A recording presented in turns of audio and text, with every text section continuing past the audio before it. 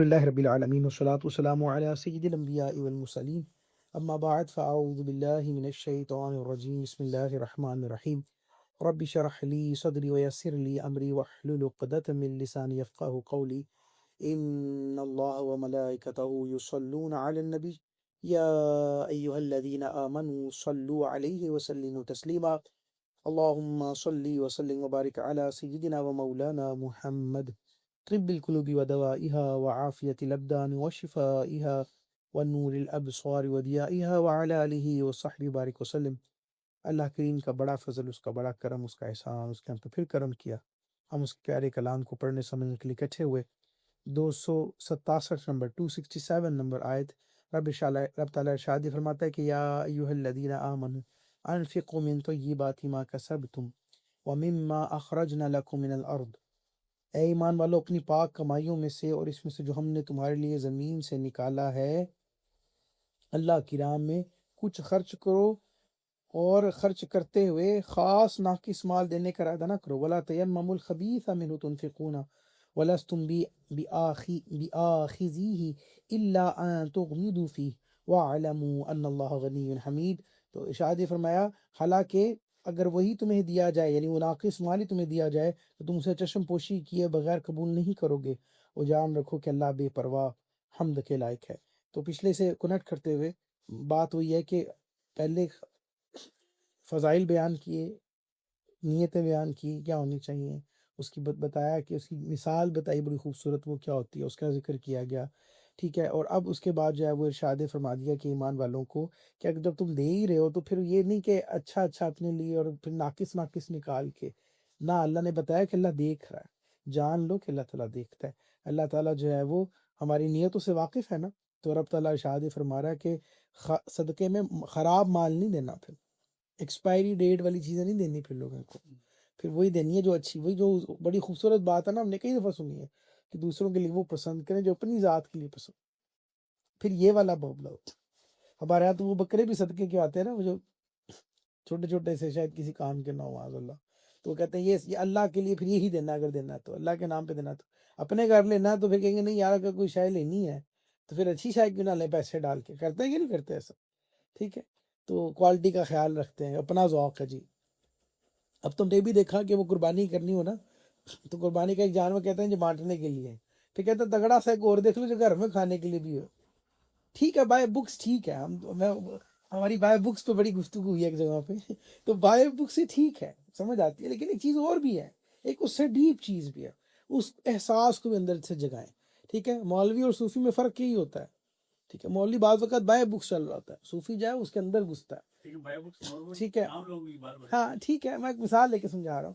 تو کبھی یہ بھی چیزیں ذہن میں نہیں چاہیے، کبھی یہ ذوق بھی ہلکا پھلکا لے کر ضرور آئیں، چلیں، میں یہ نہیں کہتا کہ ہمیشہ جائز ہے، بہت ساری باتیں جائز ہیں، لیکن کبھی میں چاہتا ہوں کہ آپ اس سے تھوڑا سا آگے بھی نکلیں، ٹھیک ہے، اور بتائیں گے تو آگے نکلیں گے نا، وہ سٹینڈرڈ کے اوپر تھوڑا سا کھینچیں گے آپ کو تو آپ اس طرف آئیں گے نا۔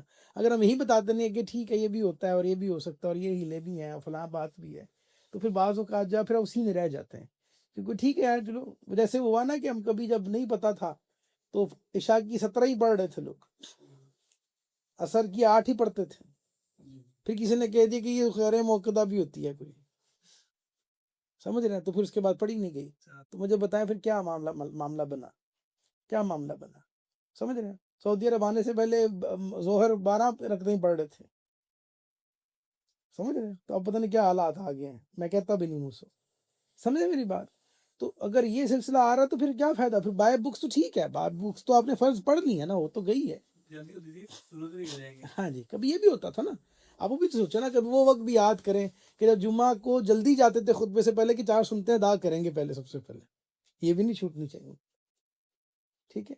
تو وہ کیفیات کیوں نہیں اترتی ہیں، اس کا مطلب یہ ہے کہ ہم وہ ڈھیلے پڑھ رہے ہیں نا، تو وہ اپنے پہ تھوڑی سختی سے حوالے سے ضرور کیا کریں، تو یہ بڑا کام آتی ہے بہرحال۔ تو وہ جو ناقص مال، گھٹیا مال، ردی مال، اس طرح کی چیزیں جو ہے رب کی بارگاہ میں نہیں خرچ کرنی، تو اللہ سے اگر اچھی جزا چاہتے ہو، رب تعالیٰ میں یہ بتا رہا ہے کہ اگر مجھ سے اچھی جزا چاہیے نا تو پھر میری راہ میں مال بھی اچھا خرچ کرو، یہ ہے وہ اصل بات، بڑی پیاری بات ہے، وہ جو میں نے لاسٹ ٹائم شاید میں نے اسی تحریر میں کہی ہے یا میں نے درس میں کہی ہے، لیکن میں نے کہی ضرور ہے کہ دیکھیں اگر آپ کو کسی شے میں اثر چاہیے نا تو اپنا خلوص بھی اونچا کر لیں، پھر اپنی نیت کے اوپر بھی نظر رکھیں کہ میں یہ کس لیے دے رہا ہوں، میں کیوں یہ کر رہا ہوں، میری اس میں سوچ کیا ہے، میں اس کو کیا سوچ سمجھ کے کرتا ہوں، ٹھیک ہے، اور میرا خلوص اس میں کتنا بڑا ہے۔ تو جتنا بڑا خلوص ہوگا نا اتنا بڑا اجر ملے گا انشاءاللہ، یہ میرا وعدہ ہے آپ سے انشاءاللہ، ٹھیک ہے۔ وہ دیکھیں نا، وہ صحابی رسول کا واقعہ کتنا خوبصورت واقعہ ہے، غزوہ تبوک کا دور ہے، مال بھرا پڑا ہے مسجد نبی شریف کے اندر، ٹھیک ہے، صحابی رسول کے پاس کچھ تھا نہیں، لیکن خلوص بڑا اونچا تھا، خلوص بہت اونچا تھا۔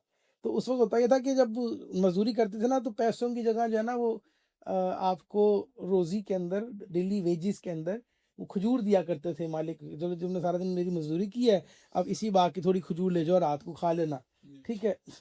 تو وہی سارا دن انہوں نے مزدوری کی، شام کو کھجوریں مل تو کہا یا رسول اللہ صلی اللہ علیہ وسلم اور تو کچھ نہیں تھا میرے پاس، لیکن میں بھی حصہ ڈالنا چاہتا تھا تو میرے پاس یہی ہے۔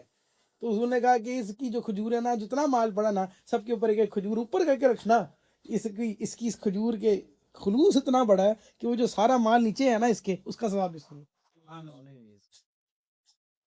کیسی اپریسیشن دی میرے آقا صلی اللہ علیہ وسلم، اپریسیشن کے اوپر غور کیجیے، سمجھ رہے ہیں؟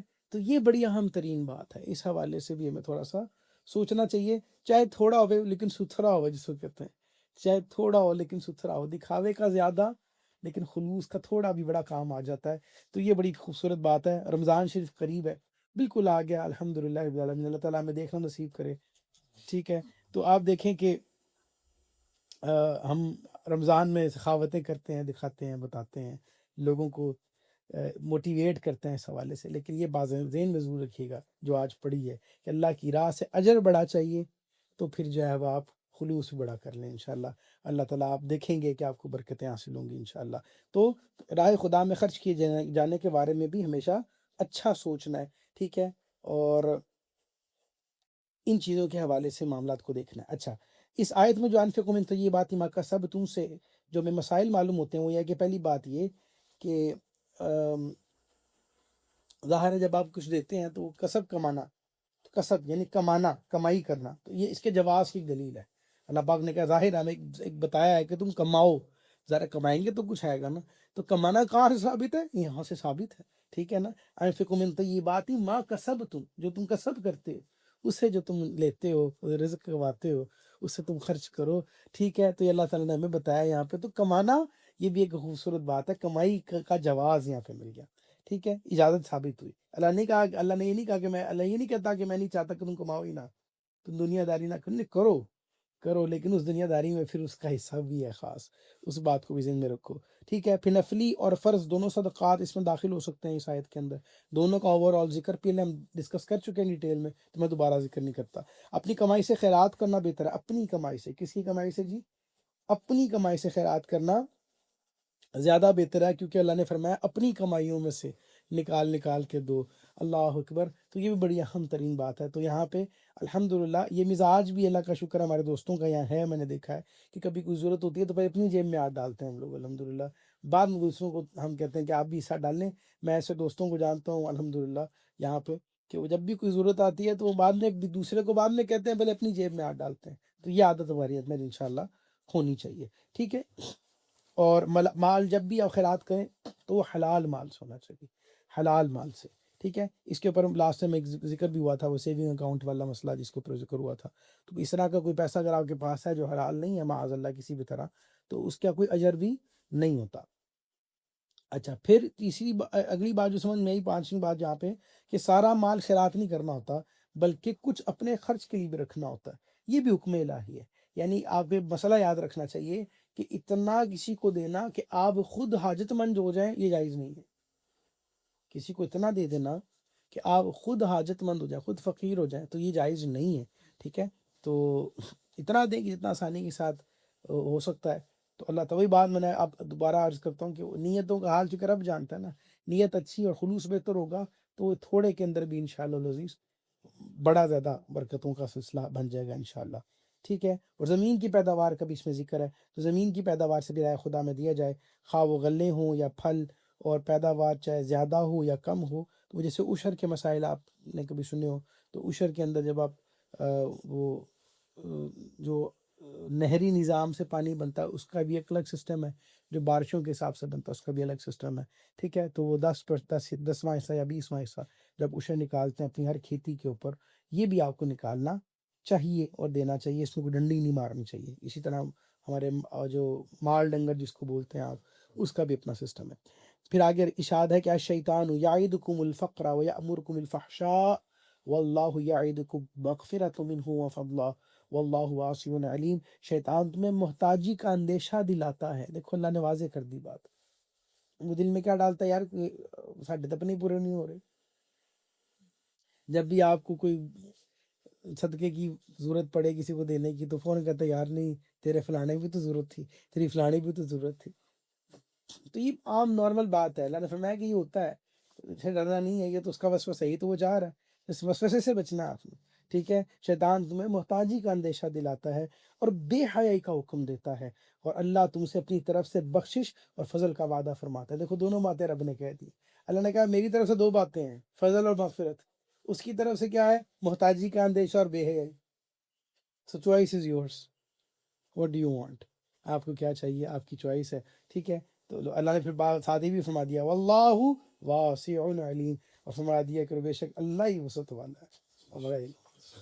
وسعت والا تو اللہ ہی ہے نا جی، ٹھیک ہے.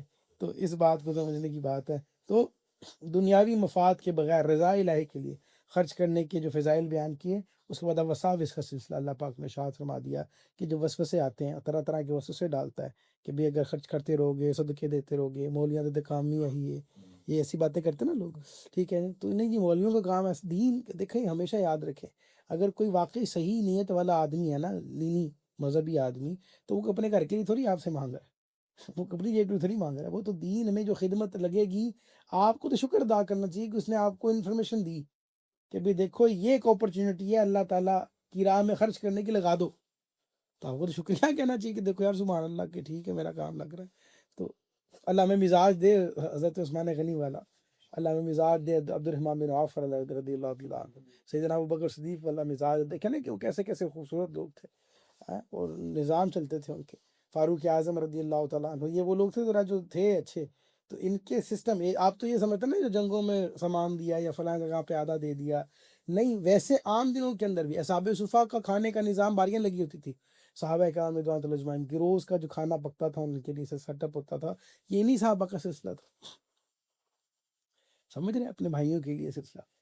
اصحاب صفا 70 صحابہ، کچھ نہ کہ 90 تک بھی گئے، ٹھیک ہے. تو اتنے صحابہ کرام جو ایسے رہتے تھے، تو ان کا جو سسٹم، ان کا جو معاملہ، ان کے کھانے پینے کا انتظام ڈیلی بیسس کے اوپر یہ بھی صحابہ کرام اٹھاتے تھے، ٹھیک ہے.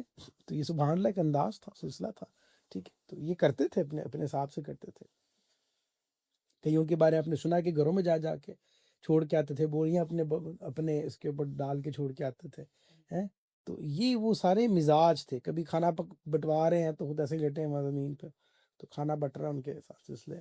تو یہ ایک معاملہ ہے، ہمیں ان چیزوں کو بھی ذہن میں رکھنا چاہیے. میں تو اکثر کہتا ہوں، لاسٹ ٹائم بھی کہا تھا کہ جب تنخواہ آتی ہے یا پیسے آتے ہیں کسی جگہ سے، کوئی سیونگ آتی ہے، کوئی آپ کی انویسٹمنٹ آتی ہے، کوئی کرایہ آتا ہے، تو اس میں باندھ لیں کہ بھی اتنے % میرے رب کا حصہ ہے. 1% سے شروع کر لیں، چاہے 1% واحد کی نسبت سے 1%، چلو یہاں سے سٹارٹ کر لیں. اللہ ہمت 10 کریں، پھر زیادہ کریں چاہے تو. لیکن آپ نے کہا اتنے % میں نے اپنے رب کے لیے اس حوالے سے اپنے آپ سے تجارت کرنی ہے، بزنس کرنا ہے میں تھے، ٹھیک ہے. پھر دیکھو آپ کو کتنا فائدہ ہوتا ہے انشاءاللہ، ٹھیک ہے. یہ ہونا بھی چاہیے، اسے بہت ساری برکات نصیب ہوتی ہیں انشاءاللہ عزیز، بہت سارے معاملات میں آسانی ہوتی ہے. یہ بہرحال اس طرح کا وسوسہ آنا شیطان کی بڑی چال ہے کہ وہ اس طرح کے اندیشے دلاتا ہے، اور وہ کہے گا کہ دیکھو جی. اچھا، یہی لوگ جو کہیں گے کہ جی آپ نے دیکھا ہوگا کہ دینی ضروریات ہو تو کہیں گے نہیں جی نہیں، تو چنگا اسی فلانا کام نہ کر لیجیے، وہ جی بندے بھوکے مار رہے ہیں، انہوں نے نہ لا دیے، اسکول نہ بنا لیجیے، ٹیوب ویل نہ لگوا لیجیے. اچھا، پھر جب انہی کے شادی بیاہ رسومات آتی ہیں تو وہی لوگ فضول خرچی کرتے ہیں. اپنی ذات پہ ہے تو پھر تب یاد نہیں آتا، سمجھ رہے ہیں. تو جب آئی فون خریدنا ہو تو پھر وہ نہیں یاد آتا، جب اچھی گاڑی خریدنی ہو تو یعنی مطلب کہنے کا ہے کہ وہ اپنے لیے اسٹینڈرڈ کچھ اور رکھتے ہیں، اور ویسے ان کا اصل مقصد ہوتا ہے کہ دینی طرف نہ خرچ ہو جائے. تو یہی شیطانیت ہے کہ دینی طرف نہ خرچ ہوگا، ٹھیک ہے. تو یہ نہیں. آپ دیکھو نا ابھی وہ ہماری غریب عوام جس کو کہتے ہیں کہ جی بڑے غریب ہیں، لوریے 1.25 ارب 1.5 ارب روپیہ بسنت کے نام پہ خرچہ لوگوں. زیادہ، ٹھیک ہے. ہاں جی چلیں میں ایک محتاط میں نے آپ کو بتا دیا کتنا خرچ دیا، اڑا دیا، پتہ ہی نہیں چلا. ٹھیک ہے جی، اپنے فن شغل کے معاملات میں، اور گناہوں سے بڑے معاملات میں اب انہیں کو کہہ دیں کہ آپ اس کا نص صرف آدھا ہی کسی دینی معاملے پہ خرچ کریں تو وہ کہیں گے نہیں جی چھوڑو جی پہلے جی معاملات کوئی نہیں ہے. سمجھے میری بات؟ تو یہ ہے وہ یہ ہے وہ شیطانی وسوسہ جس کی میں بات کرنا چاہ رہا ہوں آپ سے، کہ جب اس طرح کی باری آئے تو پھر کوئی چکر نہیں، لیکن اب اس طرح ہے تو یہ دونوں باتیں ہم نے اپنی آنکھوں سے دیکھیں. ٹھیک ہے، تو بہرحال یہ تو بخل اور کنجوسی کی طرف بلاتا ہے. اللہ تعالیٰ وعدہ فرماتا ہے کہ اس کی راہ میں خرچ کرو تو اپنے فضل سے بھی غنی کرے گا اور مغفرت سے بھی نوازے گا انشاءاللہ. یہ اللہ کا وعدہ ہے قرآن کے اندر. اسے بڑی کوئی گارنٹی چاہیے کسی؟ اسے بڑی کوئی گارنٹی چاہیے؟ آپ کے رب کا کلام آپ کو کہہ رہا ہے. اللہ اکبر. ٹھیک ہے، یؤتی الحکمت من یشاء ومن یؤت الحکمت فقد اوتی خیرا کثیرا وما یذکر الا اولو الالباب. اللہ جسے چاہتا ہے حکمت دیتا ہے، اور جسے حکمت دی جائے تو بے شک اسے بہت زیادہ بھلائی مل گئی، اور عقل والے ہی نصیحت مانتے ہیں. اللہ نے کتنی واضح بات بڑے اچھے انداز سے ارشاد فرما دی.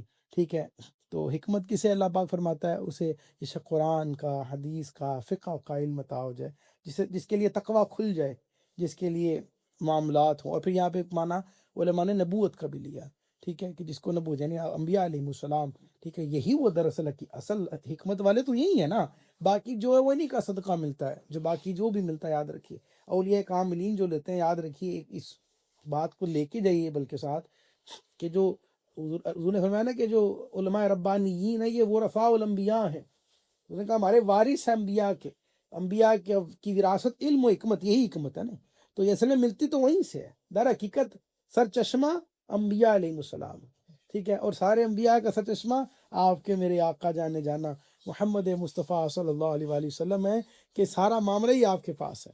اللہ اکبر. تو اس کا مطلب کیا ہوا کہ جتنے پھر اولیاء کی جو کرامتیں ظاہر ہوتی ہے دراصل وہ انہی نبی کی حکمت و معجزات کا اثر ہے.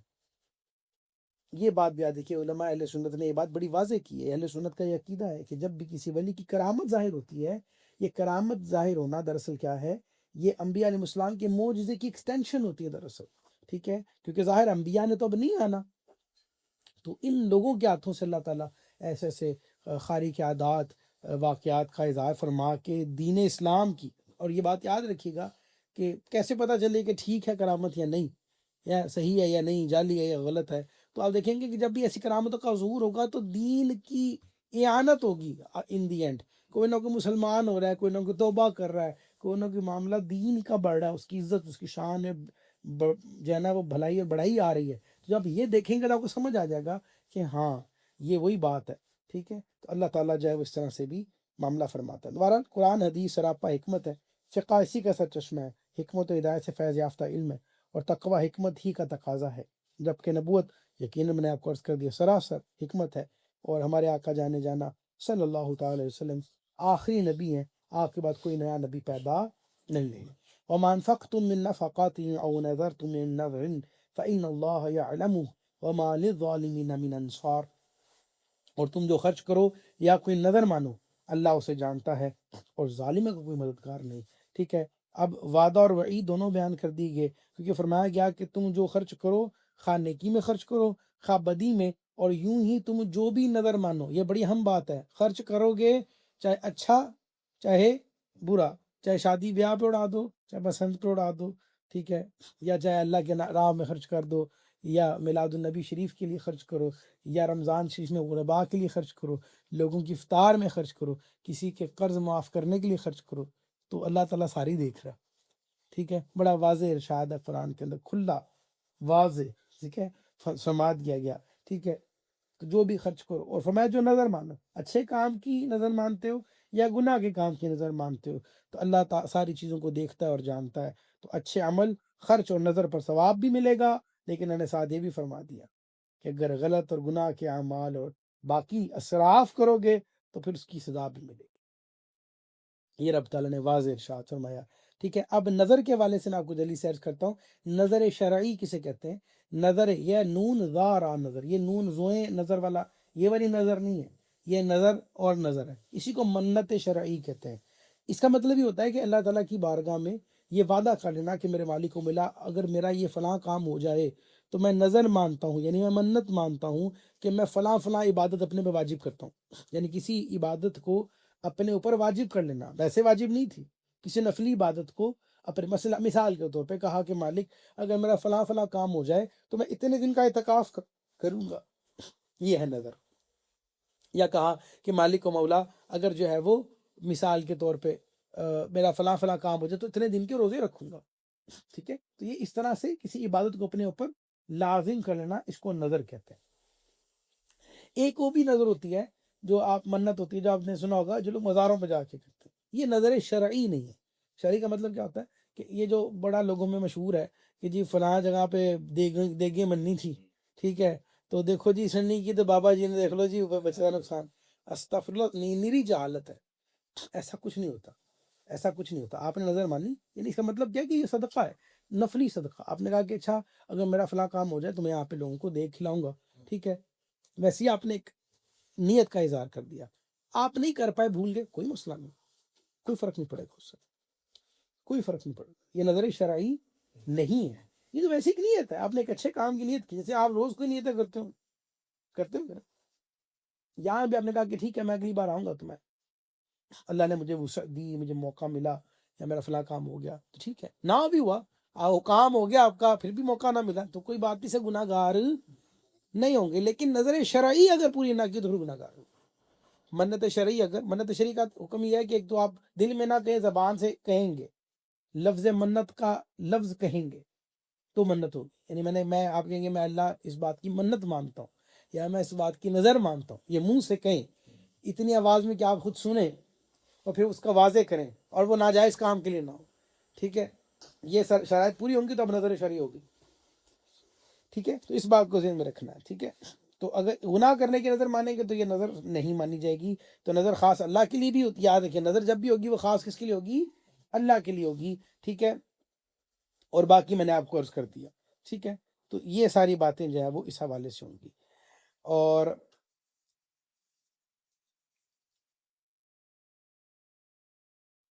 فتاوی رضویہ شریف کی 20ویں جلد کے اندر سبل الاصفیاء فی حکم ذبح للاولیاء کے اندر اس کی پوری تفصیل موجود ہے کہ جو ہے وہ جو جانور ذبح کرتے ہیں کسی کے مزار کے ہاں جا کے یا وہ معاملات، تو وہ فرق میں نے آپ کو بنیادی عرض کر دیا ہے، تو اس بات کو اپنے ہمیشہ ذہن میں رکھنا ہے انشاءاللہ۔ ان تبدوا الصدقات فنعما ہی وَإِن تُخْفُوهَا وَتُؤْتُوهَا الْفُقَرَاءَ فَهُوَ خَيْرٌ لَكُمْ وَيُكَفِّرُ عَنْكُمْ مِنْ سَيِّئَاتِكُمْ وَاللَّهُ بِمَا تَعْمَلُونَ خَبِيرٌ۔ اگر تم اعلانیہ خیرات دو گے تو وہ کیا ہی اچھی بات ہے، سبحان اللہ، ٹھیک ہے، اور اگر تم چھپا کر فقیروں کو دو گے تو یہ تمہارے لیے سب سے بہتر ہے، اور اللہ تم سے تمہاری کچھ برائیاں مٹا دے گا، اور اللہ تمہارے کاموں سے خبردار ہے، ٹھیک ہے۔ صدقہ چاہے فرض ہو یا نفل ہو، ٹھیک ہے، کسی بھی طرح کا صدقہ ہو، ٹھیک ہے، جب اخلاص کے ساتھ اللہ کے لیے دیا جائے گا اور ریا سے پاک ہوگا، دکھاوے سے پاک ہوگا، اب چاہے ظاہر کر کے دیں یا چھپا کر دیں، دونوں کی تعریف اللہ پاک نے فرما دی ہے، دونوں کی تعریف اللہ پاک نے فرما دی ہے۔ دیکھو اس کے لیے بھی کہہ دیا کہ دکھا کے دو گے تب بھی کمال ہے، میں تب بھی کیا یہ اچھی بات ہے، تب بھی کیا یہ اچھی بات ہے، دیکھو نا اپریشیشن کیسی ہے رب کی بارگاہ سے، سٹارٹ یہاں سے کی ویری گڈ ہے، ٹھیک ہے، یہ نہیں کہا کہ ٹھیک ہے اٹس ناٹ بیڈ، کہا کہ اٹس آلریڈی ویری گڈ، ٹھیک ہے، لیکن اگر چھپا کے دو گے تو دیٹ از دا بیسٹ، ٹھیک ہے۔ دونوں کا اپنا اپنا معاملہ ہے، اپنا اپنا مزاج ہے، اپنی ضرورت ہے، کبھی دکھانا بھی اس لیے ہوتا ہے کہ لوگوں کو دکھانے کے بعد جو موٹیویشن ملتی ہے، ٹھیک ہے، تو کبھی کبھی آپ نے دیکھا ہوگا چینلز کے اوپر معاملات کے ذریعے، ٹیلی تھون کے ذریعے یا اس طرح سے جگہ جگہ پہ آپ کے ساتھ میٹنگز کر کے آپ کو جب دکھایا جا رہا ہوتا ہے، بتایا جا رہا ہے، اس میں کوئی کسی کا کوئی وہ پروموشن والا سلسلہ نہیں ہوتا، بلکہ اس میں اگین بات ہوتی ہے کہ آپ کو موٹیویٹ کرنا مقصود ہوتا ہے، کہ سم ٹائمز کبھی دیکھ کر بندہ کہتا ہے یار ماشاء اللہ ہر کوئی تو کر رہا ہے پھر میں ہی رہ گیا ہوں، تو پھر وہ اس انداز سے بھی بات وقت مانتا ہے، تو اس میں ساری بات نیت کے اوپر ڈیپینڈ کرتی ہے، جو کہنے والا اس کی نیت کیا ہے، ٹھیک ہے، رب تعالیٰ اس سے واقف، آپ اسے پیچھے مکمل اس حوالے سے پڑھ چکے ہیں، ٹھیک ہے۔ تو اللہ نے فرما دیا صدقہ یاد رکھیے اگر فرض ہوگا تو اس کو ظاہر کرنا ہی چاہیے، زکوٰۃ وغیرہ دے رہے ہیں تو اس کو ظاہر کریں، ٹھیک ہے، جس طرح ہم صدقہ فطر ہوتا ہے، دیکھو کتنا اعلان ہوتا ہے اس کا، یہ ظاہر کر کے دیا تھا کیونکہ یہ وہ صدقہ واجبہ کہلاتے ہیں، یہ واجبات کے ہیں، ٹھیک ہے، کفارے کے حوالے سے کوئی معاملہ ہو یا اس طرح کی کوئی بھی چیز، تو یہ آپ صدقہ جب فرض ہوگا اس کو زیادہ دینا افضل کیا ہوتا ہے کہ ظاہر کر کے افضل دیا جائے، اور نفل کو چھپا کر دینا افضل ہوتا ہے کہ ترغیب دینے کے لیے پھر بھی ظاہر کیا جائے جیسے میں نے آپ کو عرض کر دیا تو وہ بھی ٹھیک ہے انشاءاللہ العزیز۔ صحابہ کرام رضوان اللہ اجمعین، یہ جو میں نے آپ کو عرض کیا نا کہ مجمع عام کے اندر اعلان کرنے، بعضوں کا لوگوں کو تکلیف ہے کہ جی جھولی پھیلا دی اور فلانا ایسا کر دیا، اور بڑے وہ باتیں کرتے پھرتے ہیں۔ او بھائی حضور جانے جانا صلی اللہ علیہ وسلم نے یہ انداز اپنایا، ٹھیک ہے، تو کوئی مولوی اپنے گھر سے لے کر نہیں آیا اس کو، یہ تو میرے پیارے آقا کی سنت کریمہ ہے۔ تو آپ اعلان فرمایا کرتے تو لوگ پھر اعلانیہ لے کر آتے۔ بھول گئے واقعہ سیدنا صدیق اکبر رضی اللہ تعالیٰ عنہ کا؟ ہاں ہاں ہاں، ہر شہید اٹھا کے لے آئے۔ ہماری ماں عائشہ صدیقہ طیبہ طاہرہ رضی اللہ تعالیٰ عنہ ارشاد فرماتی ہیں کہ جب لے کر آئے نا تو گھر کی دیوار کو ایسے ہاتھ مارتی تھی، ٹھیک ہے، کہ وہ سوئی ہوتی تھی نا کپڑے سینے والی، کہتے کہ ہاتھ مار کے دیکھتے تھے کہ وہ بھی نہ رہ جائے سرکار کی بارگاہ میں، وہ بھی دیکھے آنی ہے، سمجھ رہے ہیں۔ اور یہ جو میں نے بھی مسئلہ بیان کیا کہ ایسا نہ ہو کہ خود فقیر ہو جائیں، یہ یہاں یہ اپلائی نہیں ہوگا کیونکہ وہ صدیق ہیں، ہر بندہ صدیق نہیں ہوتا، یہ فرق بھی یاد رکھنا ہے۔ صدیق اکبر آپ کا مقام جتنا اونچا مرتبہ ہے نا انبیاء کے بعد سب سے اونچا مرتبہ ہی آپ کا ہے، سمجھ رہے ہیں؟ تو پھر ایسے شخص کا مقام اور معاملات اور تقویٰ بھی اسی لیول کا ہوتا ہے۔ تو یہاں یہ والا مسئلہ اپلائی نہیں ہوگا، کوئی یہ شیطان ڈالنا نہ دے کہ ابھی تو آپ نے کہا تھا کہ اتنا نہ دیں کہ خود فقیر نہ ہو جائے، تو یہ کیا بات ہوئی یہاں پہ، ٹھیک ہے، لیکن وہ صدیق اکبر بھی تو ہے نا، پھر اس بات کو بھی نظر رکھنا ضروری ہوگا، ٹھیک ہے۔ صدیق اکبر ہیں جو واقعی اپنے فعل میں اور قول میں اتنے سچے ہیں کہ آپ نے کہا کہ جب پوچھا نا کہ حضور نے کہ کچھ رہ گیا ہے، میں یا رسول اللہ، اللہ اس کا رسول ہی رہ گیا، پھر یہ جو انداز اور مزاج ہے نا، یہ پھر انہی کا خاصہ ہے۔ یار بندہ اس قابل نہیں ہوتا، آپ نے سنا نا کہ وہ پھر غربت جو ہوتی ہے یا نا امیدی جو ہوتی ہے وہ بعض اوقات پھر کفر کو بھی کھینچ لاتی ہے، نا امیدی سے انسان کا ایمان بھی ڈگمگا جاتا ہے تھوڑا سا، ٹھیک ہے، تو وہ اس حوالے سے اصل میں منع کیا گیا ہے۔ لیکن جہاں ایمان اتنا کامل ہو قبول ہو، ہاں ہاں، ٹھیک ہے، تو پھر بات کیا رہ جاتی ہے، سمجھ رہے ہیں؟ تو یہ بات بھی سین میں آپ کو میں نے ساتھ ساتھ عرض کر دی، ٹھیک ہے۔ اور صدقہ جو ہوتا ہے اس سے گناہ صغیرہ جو ہے وہ معاف ہوتے ہیں، ٹھیک ہے۔ اللہ تعالیٰ نے فرمایا نا کہ دو گے تو کیا ہوگا، اللہ تمہاری کچھ برائیاں مٹا دے گا، ادھر سے صدقہ دے ادھر سے برائیاں مٹائیں، سبحان اللہ۔ ہاں کوئی کہتا میرے گناہ نہیں چھوٹتے، برائیاں نہیں چھوٹتی، لیں اللہ پاک نے آپ کو نسخہ عطا کیا ہے، ٹھیک ہے، آپ جائیں صدقہ دینا شروع کریں اس نیت سے کہ اللہ میری یہ فلاں برائی مٹ جائے، میری عادت نہیں چھوٹ رہی مٹ جائے، انشاءاللہ رب تعالیٰ نے وعدہ کیا نا وہ آپ کی برائی مٹ جائے گی انشاءاللہ العزیز۔ کیسی خوبصورت بات ہے ایک نئی جہت مل گئی ہے نا، سبحان اللہ۔ تو اس بار کوشش کریں کہ صدقات و خیرات تو کریں گے رمضان کے اندر، یہ بھی ساتھ کریں مالک و مولا میں کر رہا ہوں، اب نا تقویٰ بھی مل جائے، ہے صدقہ میں دے رہا ہوں مالک کو، تجارت کر رہا ہوں مالک میں، لیکن ساتھ اب چاہیے کیا؟ جب یہ کریں گے تو مجھے امید قوی ہے انشاءاللہ العزیز رب تعالیٰ جو ہے نا وہ ہماری سنے گا انشاءاللہ۔ میں بھی نیت کرتا ہوں، آپ بھی نیت کریں انشاءاللہ کہ میرے مالک فلاں فلاں عادت ہے مجھے پتہ ٹھیک نہیں ہے میری، یا اللہ کریم یہ مٹ جائے، میں صدقہ تو کر رہا ہوں ساتھ ساتھ، ٹھیک ہے۔ تو قرآن سے میں یہ گائیڈنس بھی الحمدللہ مل گئی ہے الحمدللہ۔ تو اس سے جو ہے وہ آپ جانتے ہیں کہ صدقہ غضب الہی کو بھی بجھاتا ہے، بری موت کو بھی دور کرتا ہے، ناگہانی آفتوں کو بھی دور کرتا ہے، گناہوں کو بھی مٹاتا ہے، برائی کے 70 دروازے بند کرتا ہے، بری قضا اگر کسی کی لکھی ہو تو اس کو بھی ٹال دیتا ہے۔ صدقہ دینے سے روزی میں برکت ملتی ہے، اللہ تعالیٰ روزی کسی کو نہ ملتی ہے اس میں مدد ملتی ہے، ٹھیک ہے۔ اور صدقے میں ڈرنا کوئی نہیں چاہیے، میں کہتا ہوں ریال بھی کر سکتے ہیں نا، تو کوئی ٹینشن نہیں ہے، رب کی بارگاہ میں کرنا ہے نا، میں نے بھی تو بتایا آپ کو، یہ ضروری نہیں ہے کہ 1000 ہی ہوگا تو دواں گا، ٹھیک ہے۔ آپ نے کوئی کسی کو خوش کرنے کے لیے تھوڑی دینا ہے، آپ نے اپنے رب کے لیے دینا ہے، نیت اونچی مضبوط رکھیں، خلوص اپنا اعلیٰ رکھیں، تو ریال کا دیا بھی کمال آ جائے گا انشاءاللہ۔ وہ شاید ہو سکتا ہے کہ کسی کا 1000 اتنا مضبوط نہ ہو، آپ کا ریال کمال کر جائے، ٹھیک ہے۔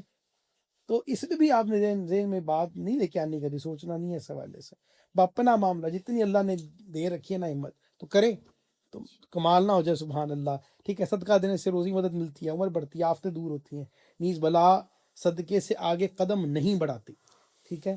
بالخصوص آخری عشرے کے اندر روز دیں، وہ ایک وہ کلیہ ہم اکثر ہر سال اس کو کرتے ہیں، وہ 2 نفل روزہ ہر رات کو پڑھتے ہیں، اس طرح پھر صدقہ روز کرتے ہیں، اس طرح پھر جو ہے وہ کیونکہ وہ کوئی بھی شب قدر تو ہوگی نا 10 میں سے، تو ایک بھی کلک کر گئی تو کام تو مل گیا نا، تو اسی لیے اس میں بھی کنٹینیوٹی لے کر آئیں، تو بھی آپ ذہن میں رکھ لیں، کام آ جائے گی انشاءاللہ۔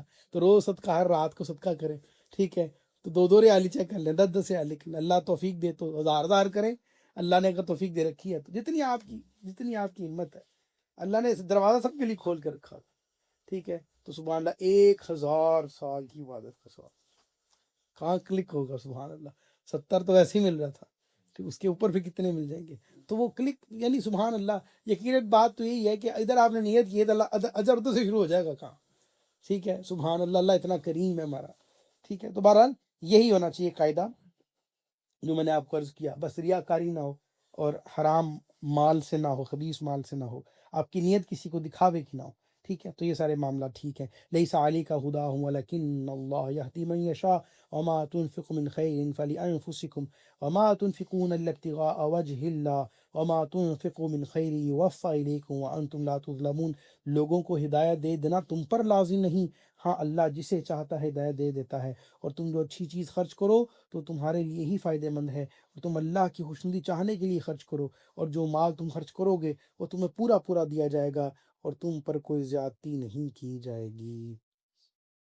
دیکھیں کتنی خوبصورت بات ہے, مجھے تو اسی کا لطف بڑا آ گیا. ٹھیک ہے اللہ نے دیکھو واضح کر دیا. اس میں کہتا ہوں اس سے بڑی کوئی گارنٹی نہیں ہے. اللہ نے کہا جو کرو گے نا مال خرچ پورا پورا حساب دیا جائے گا. پھر گل ہے کہ نہیں؟ کون کہہ رہا جی؟ مولوی کہہ رہا آپ کو؟ نہ رب تعالیٰ کہہ رہا ہے. آپ کا میرا ایمان یقین ہے اس کے اوپر, سمجھ رہے؟ یہ سفید یہ والا جھوٹا ہو سکتا ہے, یہ کلام جھوٹا نہیں ہو سکتا. ٹھیک ہے نا, یہ آپ کا میرا ایمان ہے نا, یہ رب نے کہا ہے. اللہ اکبر. پھر رہ گئی کوئی بات, کوئی بات. اللہ اکبر. ٹھیک ہے تو دیکھیں حضور علیہ السلام جانے جانا صلی اللہ تعالیٰ علیہ وآلہ وسلم کیسے بشیر و نذیر داعی یعنی دعوت دینے والے بنا کر بھیجے گئے ہیں. تو آپ کا جو فرض ہے وہ دعوت دینے سے تو پورا ہو جاتا ہے. ٹھیک ہے آپ نے دعوت دے دی, کوئی قبول کرے یا نہ کرے. ٹھیک ہے آپ نے تو دعوت دے دی نا. تو فرمایا کہ اس معاملے کے اندر آپ کو حضور اسلام کے حوالے سے اللہ اپنے حبیب کو کہہ رہا ہے کہ آپ کو جدوجہد اتنی آپ جدوجہد نہ کیا کریں, جان نہ اتنی مارا کریں اس پہ, ہم اسی پہ راضی ہیں. آپ نے کہہ دیا ہے. دیکھو اللہ اپنے حبیب کو یوں کہہ رہا ہے. کچھ لوگ اس کا معنی کچھ اور لیتے ہیں. ہائے ہائے ہائے کیسی عقلیں. اور ہم دیکھو سبحان اللہ. تو اس کا معنی یہ ہے کہ آپ کو اتنی جدوجہد نہ کیا کریں. ٹھیک ہے آپ کے کہنے سے بھی کام ہو جاتا ہے, ہم اس پہ بھی راضی ہیں.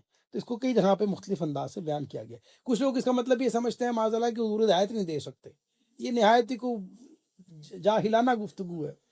حضور اللہ اکبر. حضور تو اپنے صحابی کو کہتے ہیں کہ تم ہادی بھی اور مہدی بھی ہو. حضور اپنے صحابی کو کہیں تو وہ ہدایت نہیں دے سکتے. کیسی بات کرتے ہو؟ اللہ وہ نہیں دے سکتے, کون دے سکتا تم؟ سمجھے نا میرے. اللہ اللہ اللہ. ٹھیک ہے تو ایسا نہیں ہے. بہرحال میں آگے بڑھتا ہوں. تو میں نے آپ کو مقصد بتا دیا. تو اس کبھی بھی اس طرح کی بات دوبارہ آئے تو آپ کی ذہن میں بات کلک ہو جانا چاہیے. اس کا معنی کچھ اور ہے. رب اپنے حبیب سے کچھ اور کہہ رہا ہے. رب کہہ رہا ہے کوئی ڈیمانڈ نہیں ہے آپ سے, لیکن یہ تو آپ کا کرم ہے. رحمت للعالمین ہے نا. پھر حضور کوشش بھی پھر زیادہ کرتے ہیں کہ نہیں بندہ جائے نا پھر. ٹھیک ہے یہ حضور کا کرم ہے, حضور کی بھلائی ہے ہمارے ساتھ. ٹھیک ہے لیکن اللہ نے کہا کہ میں نے جو ڈیوٹی دے رکھی ہے کیا پیچھے تو کافی ہے. آپ کو کتنی جدوجہد کرنے کی حاجت نہیں. آپ حبیب اللہ ہیں. کوئی کاش سمجھے میں کیا کہہ رہا ہوں, کاش کوئی سمجھے حبیب ہونا کیا ہوتا ہے. سمجھے مطلب کہنے کا یہ ہے. بہرحال آگے دیکھیے ارشاد فرما دیا گیا کہ جو تم کرو گے خرچ فائدہ تمہیں ہی ہوگا. خرچ کا فائدہ کس کو ہوگا بھائی جی؟ ہاں جو خرچ کر رہا ہے اسی کو فائدہ, جو خرچ کر رہا ہے اسی کو فائدہ ہو رہا ہے. اب ان کی ہاں آئے یہ ہمارے لیے دعوت کس کے لیے؟ اللہ کے لیے کر رہے ہیں. تو یہ خرچ کر رہے ہیں, یہ فائدہ کس کو ہو رہا ہے؟ انہی کے لیے ہو رہا ہے. یہ جو اتنی دیر ہم بیٹھیں گے, جو یہ ریسورس استعمال کریں گے, فائدہ کس کو ہو رہا ہے؟ انہی کو ہو رہا ہے. سبحان اللہ. یہ کمال ہے, یہ جذبہ ہے. اسی طرح ہر نیکی کے کام کے لیے جب بھی آپ اپنے گھروں سے آئے, پیٹرول خرچ کیا, کس کے لیے؟ قرآن سننے کے لیے. فائدہ آپ ہی کو ہو رہا ہے. جتنا کر لو. آپ نے اپنے وقت میں سے وقت نکالا, اپنے آرام کو چھوڑ کے آئے, بیٹھے قرآن سننے کے لیے, فائدہ آپ ہی کو ہو رہا ہے. ٹھیک ہے تو خرچ ہر شے کا خرچ ہے. آواز کا بھی خرچ ہے, جان کا بھی خرچ ہے. ٹھیک ہے اپنی انرجی, اپنے ریسورسز کا بھی خرچ ہے. جو دین کے لیے دامے درمے قدمے سخنے کر رہے ہو, فائدہ تمہیں ہی ہو رہا ہے. اللہ اکبر. رب نے کتنی خوبصورت بات ارشاد فرما دی ہے. تو اس سے دل ٹھنڈے ہو جانے چاہیے. ہم اپنی کوششوں کو بڑھانا چاہیے کہ فائدہ تو ہمارا ہی ہو رہا ہے نا جی. سبحان اللہ. حالانکہ کام تو مالکوں کا ہے. مالک چاہے دے نہ دے, لیکن مالک اتنا کریم ہے ہمارا. سبحان اللہ. کام بھی کر رہے ہیں ہم, ٹھیک ہے تو اللہ کہتا ہے لو جی جتنا کر رہے ہو نا یہ سارا تیرا ہی ہے, جا موجاں کا.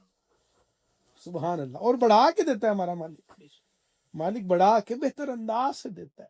سبحان اللہ. یہ کتنی خوبصورت کریمی والی بات ہے اسی لیے رب کو رب کریم کہتے ہیں. سبحان اللہ، اللہ اکبر. ٹھیک ہے، تو بہرحال تو جو بھی کریں گے اس کی برکات آخرت کے اندر بڑے اچھے نفع کے ساتھ میسر آئیں گی انشاءاللہ. یہ سب ذخیرہ ہے جو چل رہا ہے. پھر دوبارہ عرض کرتا ہوں، اللہ نے فرمایا کہ خرچ کرو تو پھر احسان نہ جتلاؤ.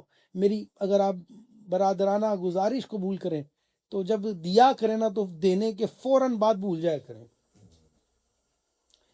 آپ اس کو محو کر دیں، بالکل کبھی تھا ہی نہیں جیسا. ایسا اگر مزاج بنا لیں گے نا تو پھر انشاءاللہ دیکھیے گا آپ رکھ بھولیں گے، آپ کو اتنا ملے گا انشاءاللہ. یہ میں آپ کو عرض کر رہا ہوں، یہ مزاج بنا ہے. پھر دل میں نہ رکھیں. بھائی کے لیے دیا، بھائی بعد میں بگڑ گیا تو پھر اس کو لڑائی کے بعد یاد نہ کریں تینوں فلانا تینوں یاد ہے میں بھی یہ بھی کیتا سی. نہ آپ نے ضائع کر دیا آپ نے. جس دن سنا دیا نا ضائع کر دیا. بیٹھ کے سوچی نہ پڑ جائے کہ یار میں ایک بندے کو جانتا ہوں، اس کے ساتھ کو بڑی زیادتی ہوئی، اس کے اپنے گھر والوں نے بڑی زیادتی کر دی. آج کل یہ ہو رہا ہے کئی جگہوں پہ. ٹھیک ہے، بھائی کے ساتھ کر جاتا ہے، بہنیں بھائیوں کے ساتھ کر جاتی ہیں، والدین کر جاتے ہیں اولادوں کے ساتھ. آج کے زمانے میں ایسا ہو رہا ہے. ٹھیک ہے، ہو گئی. تو میں نے دیکھو ایک بات عرض کی، میں آپ کو بھی عرض کرتا ہوں، کہیں کام آ جائے شاید.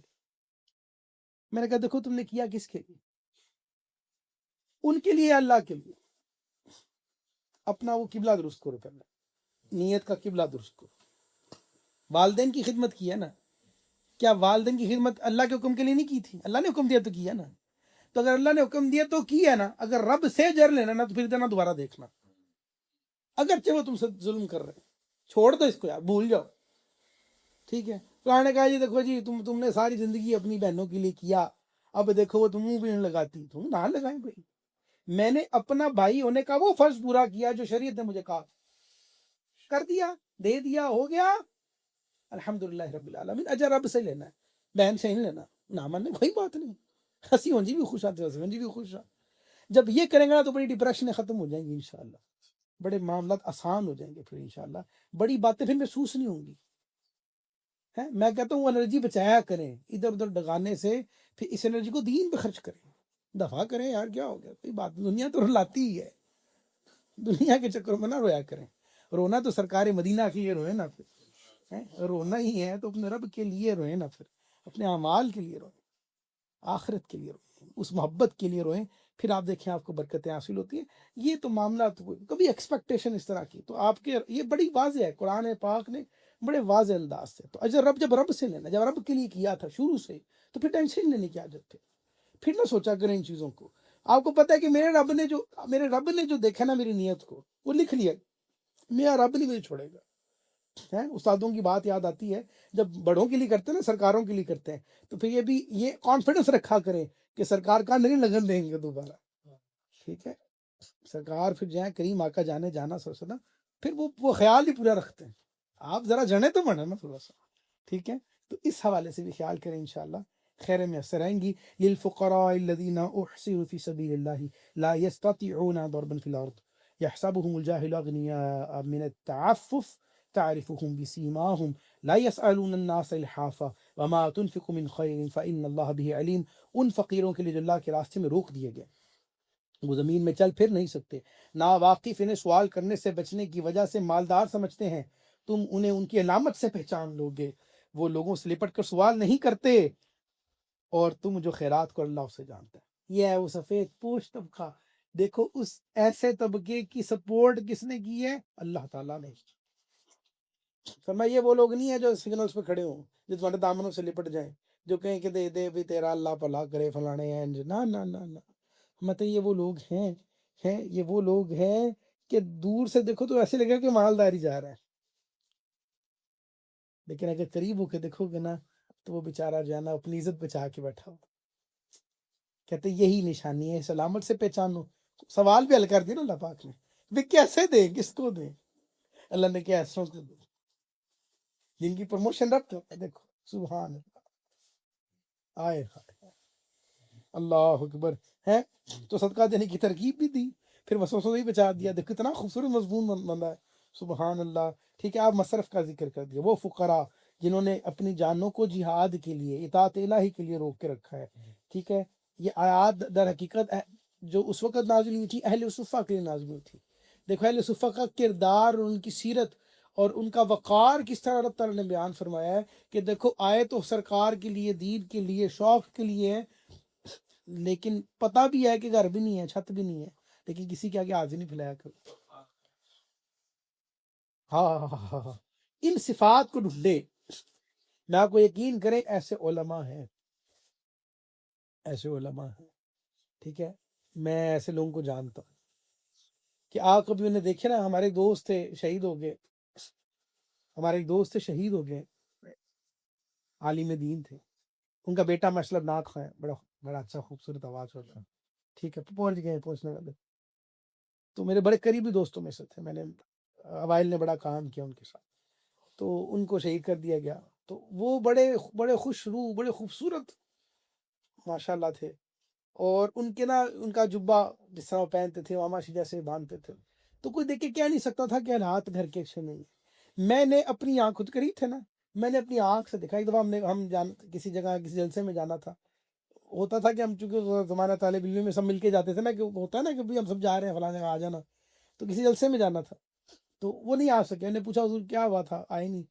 انہوں نے کہا یار اتنا کرایہ نہیں تھا کہ میں وہاں پہ گھر سے نہ جا سکتا. کتابوں کے بڑا سلسلہ تھا. کتابیں ان کو نام ریفرنس کی مشین کہتے تھے. اوہ ہوئے سبحان اللہ، کوئی ریفرنس ان کے پاس ہوتا تھا. کتابوں کے ایک ایک کتاب کے 4 ورژن ان کے پاس ہوتے تھے. فلانے کا یہ دیکھو، تحریفیں بتاتے تھے، دیکھو فلاں جگہ پہ یہ اگر نئے ایڈیشن میں اڑا دیا انہوں نے، پرانے میں دیکھو یہ لکھا ہے. یہ ذوق تھا ان کا. تو گھر کے برتن بیچ بیچ کے کتابیں لیا کرتے تھے، گھر کے برتن بیچ بیچ کے. یہ کیفیت تھی ان کی. لیکن آپ کبھی ان کو دیکھیں تو ایسا لگتا تھا کہ یار یہ کتنا امیر و کبیر آدمی، سبحان اللہ. ٹھیک ہے. اور وہ کہا کرتے تھے، انہوں نے بڑی وہ مولانا سردار احمد صاحب والی بات انہوں نے یاد رکھی ہوئی تھی. کہا کرتے تھے کہ عالم دین جو ہوتا ہے نا، فرمایا کہ عالم دین کو مہنگا امامہ اور مہنگا جوتا پہننا چاہیے. فرمایا کہ مہنگا امامہ اس لیے کہ اپنا دیکھے تو بیچارہ ہی تکتا رہ جائے. ٹھیک ہے. اور فرمایا کہ اگر دشمن دیکھے تو جوتی سے اوپر بھی نہ اٹھ سکے، کہ جوتی کتنی مہنگی ہے. فرمایا کہ یہ دونوں شانے آپ کا وقار ہے. تو کہتے ہیں اس وقار کو قائم رکھنا چاہیے عالم دین کو. ٹھیک ہے، اگرچہ گھر میں کوئی بھی معاملہ ہو. تو میں نے ان کو دیکھا ہے ایسا. میں نے ایسے سادہ کرام بھی دیکھے ہیں کہ وہ پڑھانے آتے تھے حدیث شریف، حدیث ہی پڑھانے آتے تھے. تو ایک بزرگ ہیں، اللہ اکبر، ان کا معاملہ یہ تھا کہ جو گھر جاتے تو وہ سوکھی ہوئی روٹیاں ہوتی نا طلباء کی جو بچی ہوئی ہوتی تھی، ظاہر لنگر سسٹم چلتا ہے نا مدارس کے اندر، تو بڑی خاموشی سے جب سب چلے جاتے تو وہ ان کو اکٹھا کرتے، شاپر میں رکھتے، گھر جاتے پانی میں ڈبو دیتے، اور بعد میں انہیں ڈوبی ہوئی جب وہ نرم ہوتی تو ان کو کھایا کرتے. یہ میں آپ کو کوئی پرانی زمانے کی باتیں نہیں بتا رہا. میں نے ایسے طلباء کرام بھی دیکھے کہ وہ آپ نے دیکھا ہوگا ایک پیانو کا پین ہوتا ہے وہ یلو کلر کا، ان کے پاس وہ خریدنے کے پیسے نہیں تھے، علم دین پڑھنے کے لیے آئے. مدارس کا ماحول لوگوں نے دیکھا نہیں ہے نا، جس نے دیکھا اس کو پتا ہے کہ وہ کیا. ایسے ایسے معاملات بھی دیکھے. اللہ اکبر. ایسے ہی بزرگ بھی دیکھے. ابھی کراچی کا بڑا نام، بہت بڑا نام ہے، نام میں خود نہیں لے رہا، بہت بڑا نام ہے، دارالعلوم امجدیہ کراچی کے اندر. ابھی کچھ عرصہ پہلے وہ جو ہے نا آپ نے اپنی مکمل کیے ہیں تدریسی سال، بزرگ ہو گئے ہیں اب بہت. تو آپ کا عالم یہ تھا کہ تدریس کے لیے آتے نا تو اتنے سالوں میں تنخواہ کا عالم یہ تھا کہ جو رکشے کا کرایہ تھا نا آنے جانے کا گھر سے دارالعلوم امجدیہ، وہ تنخواہ سے زیادہ ہوتا تھا. یعنی جو تنخواہ ملتی تھی، ٹھیک ہے، اس سے زیادہ تو وہ رکشے کا معاملہ تھا. تو بتائیں ایسے بندے کو گھر کے چلتا ہو، سمجھ رہے؟ تو یہ کوئی لوگ بعد کا کہتے ہیں مجھے بڑی ہنسی بھی آتی ہے، لوگ کہتے ہیں جی کس کو دیں، سمجھ نہیں آتی. میں نے کہا آپ کو سمجھایا تو آپ پھر تو دیتے بھی نہیں ہیں. آپ کو رسی کہ چکا چوند کوئی سسٹم ہو کہ میری تختی لگے تو سمجھ آئے. ٹھیک ہے، لیکن جہاں پہ واقعی حاجتیں ہیں آپ کو بتاؤ، آپ مجھے بتائیں، آپ کو بتاتا ہوں کہاں حاجتیں. آپ کو چند مثالیں عرض کی ہیں میں نے جن نے پوری پوری زندگیاں دین کے نام پہ کی ہیں. ان کے محالات آپ کبھی دیکھیں. یہ ایک مثال ہے علماء کے حوالے سے، اور اس طرح کی بہت ساری مثال. ٹھیک ہے، میں ایسے ٹریڈ مین کو بھی جانتا تھا. ٹھیک ہے، میں نے دیکھا ہے شخص کو، وہ گاڑی میں پھرتا ہے، بڑا نظام ہے، کئی دنوں کا فاقہ تھا گھر میں. تو ایک دن رو پڑا میرے پاس. بھائی آدمی بڑا زبردست، بڑی دنیا جانتی اس شخص کو. تو میں کسی دن ساتھ تھا تو مجھے وہ رو پڑا. اس نے کہا یار کیا بتائیں کسی کو. ٹھیک ہے، بس ناک رکھی ہوئی ہے، لوگ سمجھتے ہیں کہ ہم لوگ عیاشی کرتے پھرتے ہیں. ظاہر ہے کئی سالوں کے ہم جدی پشتی رئیس ہے. لیکن کبھی نہیں ہوتا سلسلہ، تو بس وہ اپنی ساکھ بچانے کے لیے بس ایکٹ کرتے ہیں، گھر میں کھانے کے لیے نہیں، اور اولاد ہیں کسی کو کہتے بھی نہیں. تو یہ بھی بعض اوقات ہوتا ہے بھائی جان.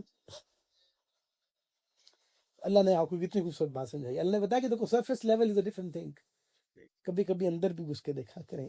ٹھیک ہے، اسی لیے رشتہ داروں کو دینا سب سے افضل ہوتا ہے کہ رشتہ دار کا کھلا ہوتا ہے، آپ کو پتہ ہوتا ہے خیال آپ کی ہمسائیگی آپ کے دوست. اب سمجھ آئے کیوں ان کو دینا زیادہ ضروری ہے، زیادہ افضل ہے. اسی لیے کیونکہ ان کے حقیقی احوال آپ جانتے ہیں اچھی طرح سے. ٹھیک ہے، تو ان کے اوپر نظر کریں، ان کے اوپر نظر کریں. حامد کو نہیں دیکھتے، ان کو اگنور کر دیتے ہیں. ٹھیک ہے، تو اس حوالے سے جو ہے بالکل پریشان نہ ہوا کریں. تو یہاں پہ دیکھیں فقراء کے حوالے سے ذکر ہوا، تو اصحاب صفا کے حوالے سے میں نے آپ کو بتایا کہ 70 جگہ، ایک جگہ پہ 70، ایک جگہ پہ 90 ہے. یہ یہاں ایک جگہ پہ یہ بھی لکھا ہے کہ 400 کے قریب بھی تھے. ایک ایسا وقت بھی ہے کہ 400 کے قریب تھے جو ہجرت کر کے مدینہ طیبہ حاضر ہوئے. ان کے مکان نہیں تھے، نہ کنبہ تھا، نہ قبیلہ تھا، نہ شادیاں تھی. ٹھیک ہے، ہر وقت جو ہے وہ دن رات عبادت میں، قرآن میں، معاملات میں رہتے تھے، جہاد میں رہتے تھے. ٹھیک ہے، شب و روز کا معمول یہی تھا. تو دیکھو اللہ کے لیے لگے نا، تو اللہ نے دیکھو کیسے خود بتایا کہ یہ ہیں وہ اچھے لوگ، دینا ان کو دو. سبحان اللہ. ٹھیک ہے، تو یہاں پہ وہی آگے بات جو میں نے آپ کو عرض کی، پھر مشائخ، علماء، طلباء، مبلغین، خادمین دین، یہ اول ترجیحات ہونی چاہیے. آپ جب بھی خرچ کرنے کا جی کرے تو ہمیشہ سب سے پہلے دیکھا کریں. ٹھیک ہے، کہ ان لوگوں کی آپ کیا خدمت کر سکتے ہیں. ان لوگوں کو دیکھیں. یہ وہ طبقہ ہے جس کو عموماً لوگ دیکھتے ہی نہیں ہیں، سمجھتے ہی نہیں ہیں. بعضوں کا لوگ جو ہیں وہ بعض اوقات دیکھتے ہیں کہ ان کے بیان زیادہ آتے ہیں تو بولتے ہیں کہ بہت بڑی شخصیت ہے. قریب ہو کے دیکھا کریں کبھی کبھی. ٹھیک ہے، دیکھیں کس کی عادت زیادہ ہے، اس کی حاجت کے حساب سے ان کے معاملات کو دیکھا کریں. ٹھیک ہے، اور یہ ایسے لوگ ہوتے ہیں جو عموماً اپنی عزت وقار، مروت کے اندر بعض اوقات جو ہے وہ سوال بھی نہیں کر پاتے، اپنا فخر کو چھپاتے رہتے ہیں. ٹھیک ہے، تو ان کے لیے معاملہ لوگ یہ سمجھتے ہیں گزارا ٹھیک ہے، ان کا چل نہیں رہا، اچھا ہی ہو رہا ہوگا. ٹھیک ہے، مبانی دعوت اسلامی امیر اہل سنت. ٹھیک ہے، مولانا الیاس ستار قادری اللہ حضرت خاتم عالیہ کو بھی لوگ اب دیکھتے ہیں، اس میں کہتے ہیں یار دیکھو کروڑوں کا چندہ جاتا ہے، کمال ہی کرتے ہوں گے جی. آپ کبھی ان کی زندگی قریب سے جا کرتے. ٹھیک ہے، آپ نے تو کئی بار خود اعلان کیا کہ اگر زکوٰۃ لگتی ہو نا، میں تمہیں زکوٰۃ لگتی ہے میں لے سکتا ہوں. میں نے کہا وہ غنی نہیں ہے، کہتا میں غنی نہیں ہوا. سمجھ نہیں بات. تو دیکھنا از ڈفرنٹ، آپ کا پرسپیکٹو ہونا کچھ اور ہے. ٹھیک ہے، لیکن آپ جو ہے وہ کبھی چیزوں کو ذرا غور سے قریب سے دیکھیں کہ ان کا لائف اسٹائل در حقیقت ہے کیا، وہ کھاتے پیتے کیا، معاملات کیسے چلتے ہیں. ٹھیک ہے، ظاہر علماء کے بھی بچے ہوتے ہیں، ان کو وہ کس طرح پالتے ہیں. جو ان کے بچوں کا، ان کا بھی دل کرتا ہے میرے بچے بھی اچھے اسکولس میں جائیں. ٹھیک ہے، تو جن کو آپ تنخواہ ہی کوئی نہیں دے رہے ہیں. میں ایسے اماموں کو بھی جانتا ہوں اللہ کہ 16 سال انہوں نے خدمت کی مسجد کی. بچے یعنی جوانی میں ایسے وقت میں دیکھا تو جوان لڑکے سے تھے، بچے ہو گئے، جوان ہو گئے، بچیاں ماشاء اللہ جوان ہو گئی. میں اکثر کہتا ہوتا ہوں، آپ کہتے نہیں جی ساڈے امام نے جی بڑی عزت ہے جی، کوئی گل نہیں جی. تو ان کی بیٹیوں کو رشتہ دیتے ہیں آپ؟ ان کی بیٹیوں کا رشتہ لیتے ہیں آپ؟ کنسیڈر بھی نہیں کرتے. کیوں جی؟ تو یہاں پہ سارا کچا چھٹا سامنے رہتا ہے ہمارا. ان کے لیے کیا کیا کبھی سوچا کسی؟ تو احمد الدین قاسمی کے فوتی مولوی ابول کے نام سے سیکنڈ ایئر انگلش کے اندر کہانی، بڑی زبردست کہانی ہے وہ. ٹھیک ہے، کسی نے پڑھی، میں نے تو پڑھائی بھی ہے. اس میں وہ ہے وہ چودھری آتا ہے کس طرح سے، اور وہ کیا اللہ اکبر، وہ بڑی وہ دل میں چھپ گئی ہے بڑی پرانی. ٹھیک ہے، اس کے بعد پھر وہ امام صاحب کو دیکھنے کا نظریہ بدل گیا میرا. تو آپ کی کیفیت آتی ہے، ہاں یار یہ بھی تو ایک بات ہے، یہ بھی تو ایک بات ہے. ٹھیک ہے، تو ان کے بچے بھی تو بچے ہیں. تو اس طرح کی بہت ساری باتیں اس حوالے سے ہمیں دیکھنے کی بڑی حاجت ہے، مبلغین کے حوالے سے دیکھنے کی حاجت ہے. سب سے بہترین خرچ آپ طلباء علم کے اوپر خرچ کریں، کیونکہ جب ان میں سے کوئی ایک بنتا ہے نا، میں آپ کو ایک مثال دے کے بتاؤں. ایک بچہ تھا، وہ اسی طرح ایک مدرسے کے اندر پڑھتا تھا. ٹھیک ہے، اس مدرسے کے اوپر پھر کسی نے جو خرچ دیا، اس میں سے ایک بچہ پڑھا. وہ بچہ جو ہے وہ اس نے علم دین حاصل کیا، علم دین حاصل کر کے وہ عالم بنا، عالم بننے کا مفتی بنا. مفتی بننے کے بعد وہ ایک اچھی تنظیم کا بڑا مفتی بنا. پھر اس بڑے مفتی نے پھر جو ہے وہ تفاسیر لکھی، اس نے معاملات کی، اس نے کتابیں لکھی. ٹھیک ہے، ان میں سے ایک تفسیر کا نام تفسیر صراط الجنان ہے، جو آپ پڑھ رہے ہو سن. ٹھیک ہے، وہ اب مجھے بتائیں کہ جس نے اس بچے کے اوپر انویسٹ کیا تھا، اس کا کاؤنٹر کیسا چل گیا؟ سمجھ رہے؟ رہتی دنیا تک جب تک جہاں جہاں جتنے لوگ فائدہ اٹھاتے رہیں گے اس کے ایک علمی کام سے، میں ابھی کئی علمی کام نہیں بتا رہا آپ کو، یہ ایک علمی کام سے دنیا جہاں جہاں فائدہ اٹھاتی رہے گی. اور ایک آپ کو پتہ ہے کتاب عموماً ایسا بھی آپ ایسی کتابوں کو آپ میں جانتے ہیں جو 100 سال پرانی، فتاوی رضویہ 100 سال پرانا ہے، 100 سال ہو گیا ماشاء اللہ، سمجھ رہے؟ تو کئی ایسی کتابیں جو 500 سال پرانی، 900 سال پرانی، احادیث جو ہے وہ 1300 سال پرانی، 1400 سال پرانی ہے نا. کتابوں کی جو ورتھ ہے بڑی دور تک جاتی ہے. تو بتائیں جس نے خرچ کیا ہوگا ایک دفعہ اور آپ کا کلک ہو گیا کسی ایسے طالب علم کے اوپر، اس کا کام پھر صدیوں تک رہے، تو تمہارا کام تو بنی ہے نا. تو یہ کار انویسٹمنٹ ہے، انویسٹمنٹ پلان بتا رہا ہوں آپ کو، سمجھ رہے ہیں؟ تو ان کے اوپر بھی کبھی کبھی غور کیا کریں انشاءاللہ، تو یہ آپ کو زیادہ فائدہ حاصل ہوگا. اس حوالے سے سیدی اعلیٰ نے باقاعدہ 10 نکات ارشاد فرمائے ہیں معاشیات کے حوالے سے، علماء کی معاشیات کو سدھارنے کے حوالے سے. کوئی موقع ملا تو انشاءاللہ اس کے اوپر الگ سے ایک لیکچر بھی اللہ نے چاہا تو کریں گے انشاءاللہ انشاءاللہ عزیز. آگے دیکھیے رب ارشاد فرماتا ہے الذین ينفقون اموالهم باللیل والنہار سرا وعلانیۃ فلهم اجر عند ربهم ولا خوف علیہم ولا هم يحزنون. اب فرمایا کہ وہ لوگ جو رات میں اور دن میں پوشیدہ اور علانیہ اپنے مال خیرات کرتے ہیں ان کے لیے ان کا اجر ان کے رب کے پاس ہے. اچھا میں ذوق کس سے یہ لیتا ہوں اس سائڈ سے کہ آپ اپنے آپ میں لے کر آئے یہاں پہ. اب آپ سوچیں میں نے اعلانیہ کر لیا ہے، اب میں چھپ کے بھی کرتا ہوں، اب میں نے دن میں کیا ہے اور رات میں بھی کرتا ہوں، ساری کیٹیگری ہے نا. ذوق پیدا کرے اپنے اندر بھائی، ٹھیک ہے یار، ہر بار چھپ کے نہیں کرنا. اب ایک دفعہ میں اعلانیہ بھی کرتا ہوں. اچھا مجھے یعنی آیت کا وہ ہے نا، وہ مصداق بنائے اپنے آپ کو، ذوق پیدا کرنے، اس طرح دینے کا ایسا ذوق بھی پیدا ہے. اچھا میں نے دفعہ دن میں دیا تھا، اب میں رات میں بھی کرتا ہوں. تو پھر جب دوبارہ کو بھی پڑھیں آیت کو، الذین ینفقون اموالہم باللیل والنہار سرا وعلانیہ، ٹھیک ہے، فرمایا کہ وہ لوگ جو رات میں اور دن میں پوشیدہ و علانیہ اپنے مال کو خیرات کرتے ہیں، تو پھر اب کیا فرماتا ہے فلہم اجرہم عند ربہم، تو ان کا اجر تو ان کے رب کے پاس ہے. ٹھیک ہے، اور پھر اگلی بات بڑی خوبصورت ہے ولا خوف علیہم ولا هم یحزنون، فرمایا ان کے اوپر بھی نہ کوئی خوف ہوگا نہ غم ہوگا. اللہ موت جائیں گے. پھر ہے نا مزے کی بات، کیسی اسکیم ہے، اللہ نے کتنی پیاری اسکیم دی ہے. تو میں تو نیت کرتا ہوں انشاءاللہ آپ بھی کرنا انشاءاللہ، اللہ توفیق دے تو کیوں نہیں جی، کیوں نہیں جی انشاءاللہ العزیز. تو یہ شوق رکھیں. اور آپ کو پتہ ہے کہ یہ آیت کس کے حق میں نازل ہوئی ہے؟ پتہ ہے آپ کو؟ یہ آیت سیدنا ابوبکر صدیق رضی اللہ تعالیٰ عنہ، آپ نے ہر طرح سے خرچ کیا ہے. رات میں کیا، وہ یاد کریں نا ہجرت کی رات، سبحان اللہ سبحان اللہ، اعلانیہ کیا، وہ یاد کرنا جب فارش شہید دے دی. خفیہ کیا تو کئی بار کیا، کبھی خفیہ کیا تو کئی بار کیا، کبھی راتوں میں کیا، کبھی دنوں میں کیا، کبھی چھپ کے کیا. وہ بڑھیا کے پاس چلے جاتے تھے، جا کے اس کو دے آتے تھے، کھلا آتے تھے. ہاں ہاں ہاں، ٹھیک ہے، ہر طرح سے دیا. اللہ نے کہا دیکھو میرا سونا.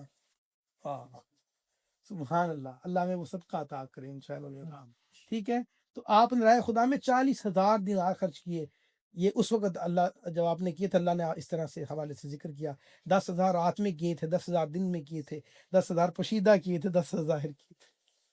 تو اللہ پاک نے اس کو بھی اظہار فرما کے ارشاد فرمایا. ٹھیک ہے، اچھا یہ تو آپ نے سنا ہے 40,000 والے. یہ اس آیت کے ایک اور مصداق ہے، آپ کا دل اور خوش ہو جائے گا. وہ کون ہے؟ وہ ہے سیدنا علی مرتضیٰ شیر خدا رضی اللہ تعالیٰ عنہ. یہی اہل سنت، سبحان اللہ، یہی اہل سنت. ہے سبحان اللہ. صدیق اکبر رضی اللہ تعالیٰ عنہ کا جو اکبر ہے، اس کی الف سے علی کی یہ تک ساری حق ہیں، ساری ستارے ہیں، سارے ہی ہمارے ہیں. آپ ویسے مالی طور پہ اتنے مستحکم نہیں تھے، آپ کے پاس 4 درہم تھے ایک دفعہ. آپ کے پاس کتنے تھے جی؟ یہ میں آپ کو بتا رہا ہوں کہ وہ جو میں نے بھی بتایا تھا نا کہ اللہ کیا سٹینڈرڈ خلوص اور نیت ہے، مال کا زیادہ یا کم ہونا نہیں ہے. آپ کے پاس 4 درہم تھے، ٹھیک ہے، اور کچھ نہیں تھا. تو آپ نے چاروں کو خیرات اسی طرح کیا کہ ایک کو رات میں، ایک کو دن میں، ایک کو پوشیدہ کر کے، ایک کو ظاہر کر کے. اللہ ذوق ہے نا، تو یہ ذوق اپنے اندر پیدا بھی کرے تو انشاءاللہ. ٹھیک ہے، سبحان اللہ، اللہ اکبر. ٹھیک ہے، تو اس آیت کریمہ میں علماء نے فرمایا کہ اللہ نے دیکھو یہاں پہ رات کے خرچ کو دن کے خرچ سے پہلے بیان کیا، جس کا مطلب یہ ہوا کہ اللہ کے ہاں زیادہ ترجیح ہے جو خاموشی کے ساتھ ہے اندھیرے میں، وہی کسی کی عزت مجروح، عزت نفس مجروح کیے بغیر اگر آپ کرتے ہیں تو وہ زیادہ افضل ہے، ٹھیک ہے۔ اور اس حوالے سے جو ہے وہ جو خرچ کرنے والے ہوں گے ان کے لیے اللہ پاک نے بشارت بھی عطا فرمائی ہے۔ الذین یأکلون الربا لا یقومون الا کما یقوم الذی یتخبطہ الشیطان من المس ذلک بأنہم قالوا انما البیع مثل الربا وأحل اللہ البیع وحرم الربا فمن جاءہ موعظۃ من ربہ فانتہى فلہ ما سلف وامرہ الی اللہ ومن عاد فاولئک اصحاب النار هم فیہا خالدون۔ سود کی حرمت کے حوالے سے ارشاد ہے جو لوگ سود کھاتے ہیں، فرمایا وہ قیامت کے دن نہ کھڑے ہوں گے مگر اس شخص کے کھڑے ہونے کی طرح جسے آسیب نے چھو کر پاگل بنا دیا ہو، ٹھیک ہے۔ تو وہ خپتی ہو کے اٹھیں گے جس طرح۔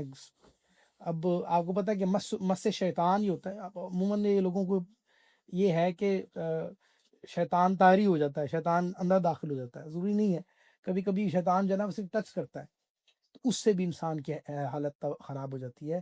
تو یہ مس شیطان جو ہے اس کا ذکر قرآن پاک میں آیا ہے، ٹھیک ہے، کہ جیسے کسی کو شیطان نے ٹچ کر دیا ہو تو جیسے وہ جس پہ آسیب آ جاتا جیسے وہ کرتا ہے نا، اس طرح اٹھیں گے یہ لوگ محبوس الحواس ہو کر اٹھیں گے۔ اور یہ سزا اس وجہ سے ہے کہ انہوں نے کہا خرید و فروخت بھی تو سودی کی طرح ہوتی ہے، حالانکہ اللہ نے خرید و فروخت کو حلال کیا اور سود کو حرام کیا۔ تو جس کے پاس اس کے رب کی طرف سے نصیحت آئی پھر وہ باز آ گیا تو اس کے لیے حلال ہے، جو پہلے گزر چکا یعنی پہلا معاف ہو جائے گا، اس کا معاملہ اللہ کے سپرد ہے۔ اور جو دوبارہ ایسی حرکت کریں گے تو وہ دوزخی ہیں، وہ اس میں مدتوں رہیں گے، ٹھیک ہے۔ چونکہ مال کا ذکر چل رہا تھا تو اگلی بات پھر مال ہی کے حوالے سے آگے آ گئی اور سود کے اعتبار سے آ گئی، ٹھیک ہے۔ سود خونوں کا انجام یہاں پہ ذکر کیا گیا، ٹھیک ہے۔ اور سود کو حرام فرمانے میں بڑی حکمت ہے۔ بعض یہ کہ سود میں جو زیادتی لی جاتی ہے وہ مالی معاوضے والی چیزوں میں بغیر کسی عوض کے مال لیا جاتا ہے، جو کہ ایک ناانصافی ہے۔ نیچرلی آپ سمجھے اس بات کو انڈرسٹینڈ کریں۔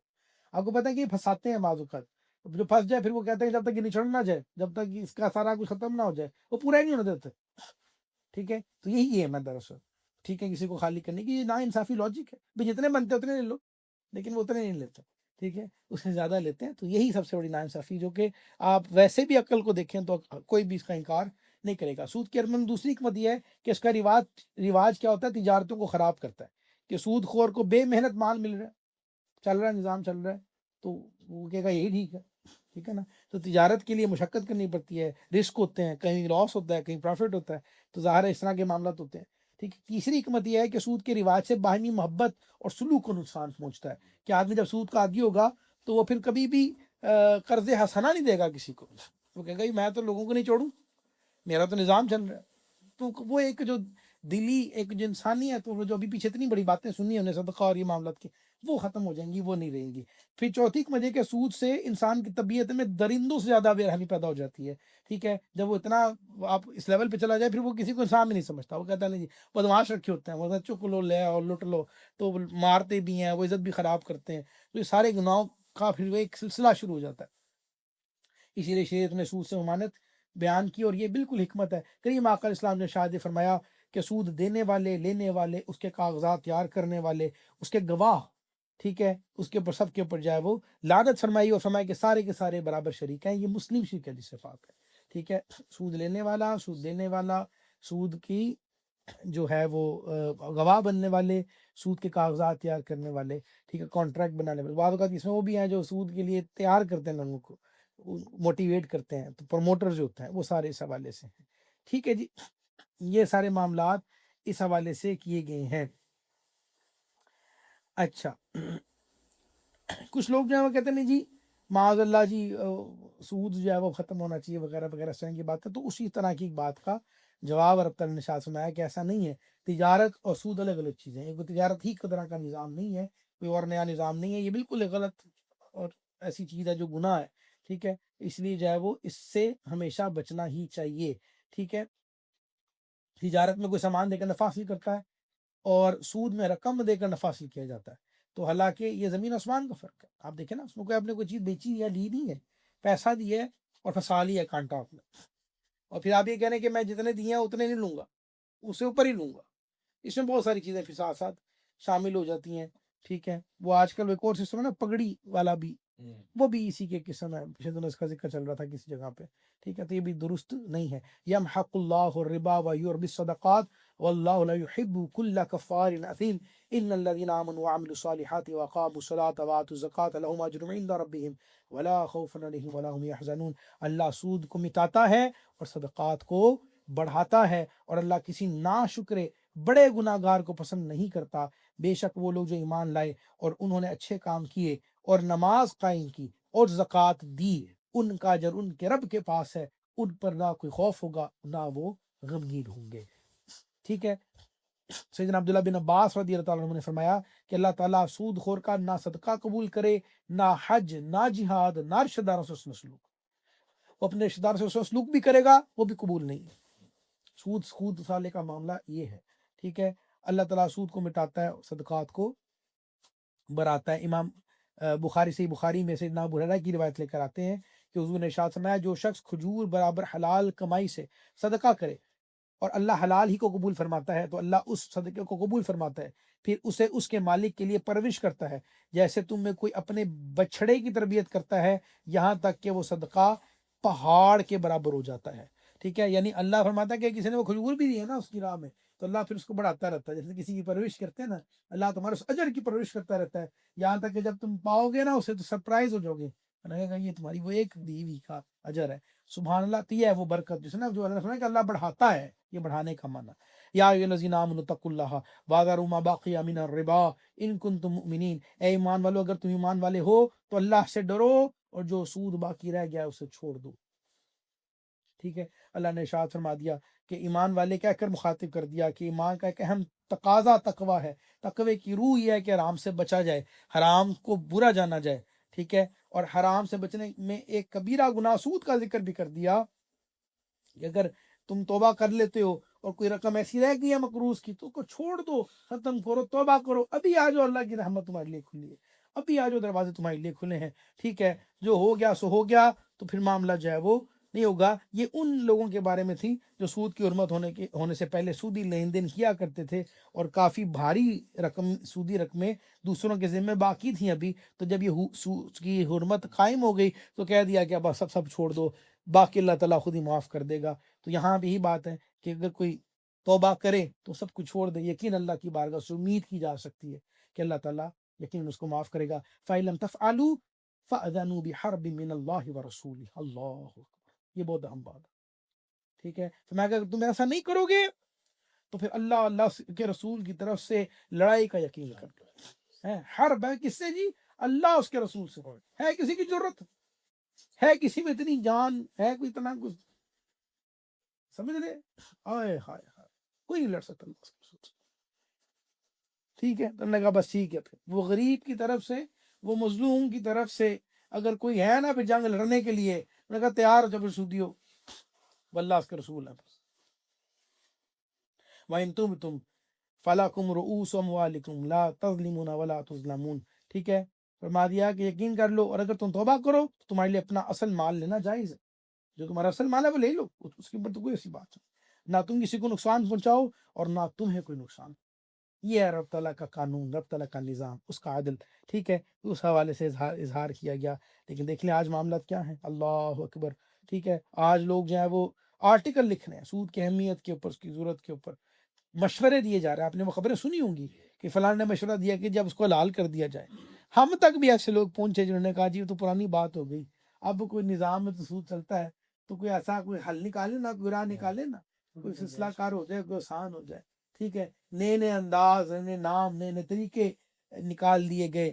میرے پاس وقت نہیں ہے ورنہ میں اس موضوع کو بڑا طویل لے کر چلتا، ہم نے چونکہ آج انشاءاللہ سورہ بقرہ شریف مکمل کرنی ہے تو اس لیے میں اس کو چھوڑتا ہوں، اس کو پھر کسی دن کے اوپر رکھتے ہیں، ٹھیک ہے۔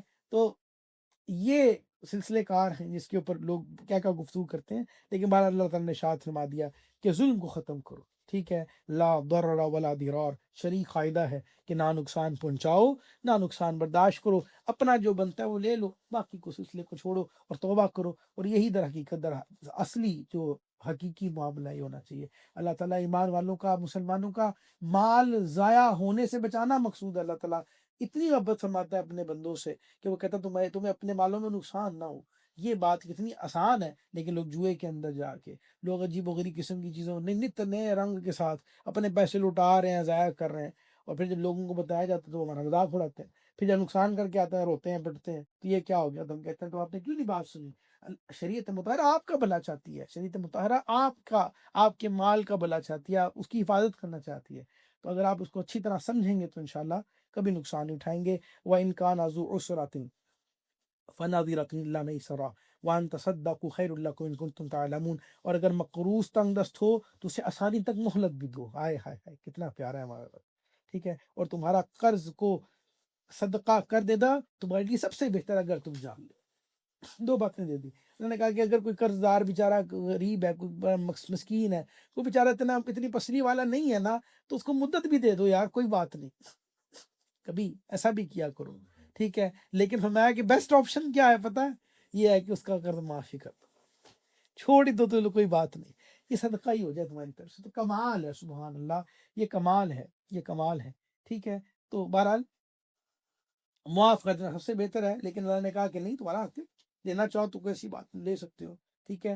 تو اس کے اوپر تو بہت سارے فضائل بیان کیے گئے حدیث کے اندر بھی، کہ کوئی ایسا شخص جس نے قرضہ دیا ہو، ٹھیک ہے، اگر وہ اس کو اللہ کے لیے تھوڑا طویل کر دے، ٹھیک ہے، تو اس کو اجر ملتا رہتا ہے۔ بلکہ یہ بھی میں نے آپ کو بتاؤں کہ یہ بھی ہوتا ہے کہ آپ مزے کی بات کہ کسی نے کسی کو قرض دیا، کسی نے کسی کو قرض دیا، تو قرض دینے کے بعد ایک ظاہر ڈیٹ لیا آپ نے کہ بھی کب دو گے، اس نے کہا جی میں دیتا ہوں آپ کو 1 مہینے کے بعد، 1 مہینہ کا وقت گزر گیا، اب وہ قرض اس نے واپس نہیں لوٹایا، تو اب کے بعد جتنے دن گزریں گے نا، جتنا قرض تھا، اللہ تعالیٰ آپ کی نرمی کی وجہ سے کہ آپ وہ مہلت دے رہے ہیں اور پوچھ نہیں رہے، تو ہر آئے دن جتنا قرض دیا تھا نا، اتنی ہی اماؤنٹ آپ کو صدقہ کرنے کا ثواب دیتا رہے۔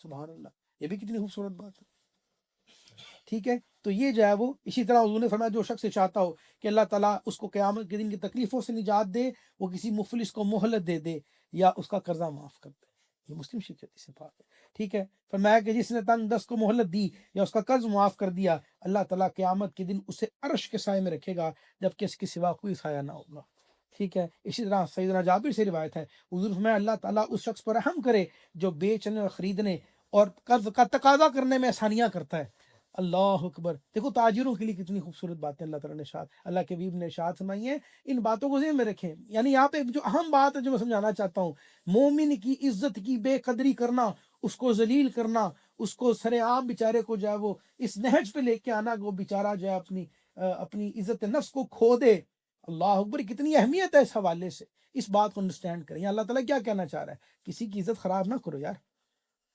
ٹھیک ہے، یہ اللہ مومن کی عزت کے حوالے سے آپ کو بتا رہا ہے، ٹھیک ہے۔ یہاں پہ معاملہ پیسے کا نہیں ہے، دراصل مومن کی عزت کا معاملہ ہے، کہ اللہ تعالیٰ کتنے پیارے انداز سے اس کو سمجھا رہا ہے، ٹھیک ہے۔ تو ان حوالے سے معاملات کو دیکھنا، اس میں بہت ساری معاملات ہیں، لیکن بہرحال چونکہ میں نے آپ کو جیسے عرض کیا کہ آج جو ہے وہ ہمارا بڑا دن ہے الحمدللہ، تو میں وہ مکمل کرنا چاہ رہا ہوں، تو کبھی اس کے اوپر بھی مزید گفتگو پھر سے ضرور کریں گے۔ وَاتَّقُوا يَوْمًا تُرْجَعُونَ فِيهِ إِلَى اللَّهِ ثُمَّ تُوَفَّى كُلُّ نَفْسٍ مَا كَسَبَتْ وَهُمْ لَا يُظْلَمُونَ، اور اس دن سے ڈرو جس میں تم اللہ کی طرف لوٹائے جاؤ گے، پھر ہر جان کو اس کی کمائی بھرپور دی جائے گی اور ان پر ظلم نہیں ہوگا۔ یہ ساری باتیں ارشاد فرما کے ٹھیک ہے یہ بتایا جا رہا ہے کہ جو ہے وہ قیامت کے دن سے ڈرو۔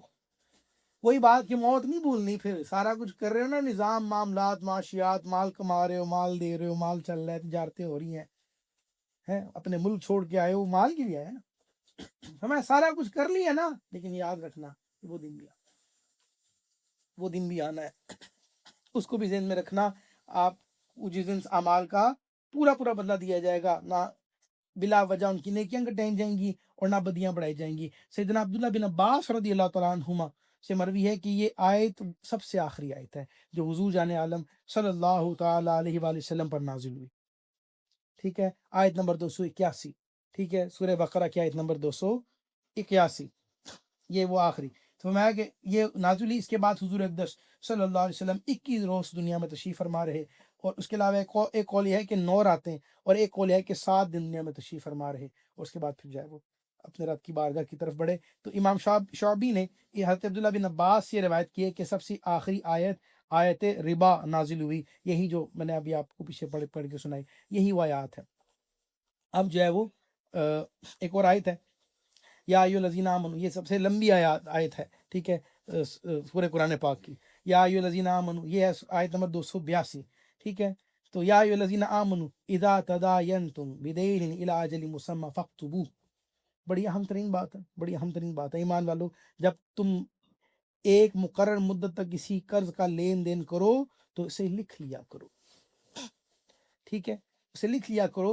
وَلْيَكْتُبْ بَيْنَكُمْ كَاتِبٌ بِالْعَدْلِ وَلَا يَأْبَ كَاتِبٌ أَنْ يَكْتُبَ كَمَا عَلَّمَهُ اللَّهُ فَلْيَكْتُبْ وَلْيُمْلِلِ الَّذِي عَلَيْهِ الْحَقُّ وَلْيَتَّقِ اللَّهَ رَبَّهُ وَلَا يَبْخَسْ مِنْهُ شَيْئًا، یعنی فرمایا کہ لکھ لیا کرو، اور تمہارے درمیان کسی لکھنے والے کو انصاف کے ساتھ معاہدہ لکھنا چاہیے، اور لکھنے والا لکھنے سے انکار نہ کرے، جیسا کہ اسے اللہ نے سکھایا ہے تو اسے لکھ دینا چاہیے، اور جس شخص پر حق لازم آتا ہے وہ لکھاتا جائے اور اللہ سے ڈرے جو اس کا رب ہے، ٹھیک ہے۔ یعنی ارشاد فرمایا فَإِن لَّمْ يَكُونَا رَجُلَيْنِ فَرَجُلٌ وَامْرَأَتَانِ مِمَّن تَرْضُونَ مِنَ الشُّهَدَاءِ، فَإِن كَانَ الَّذِي عَلَيْهِ الْحَقُّ فإن كان الذي عليه الحق سفيها أو ضعيفا أو لا يستطيع أن يمل فليملل وليه بالعدل واستشهدوا شهيدين من رجالكم وإن لم يكون رجلين فرجل وامرأتان ممن ترضون من الشهداء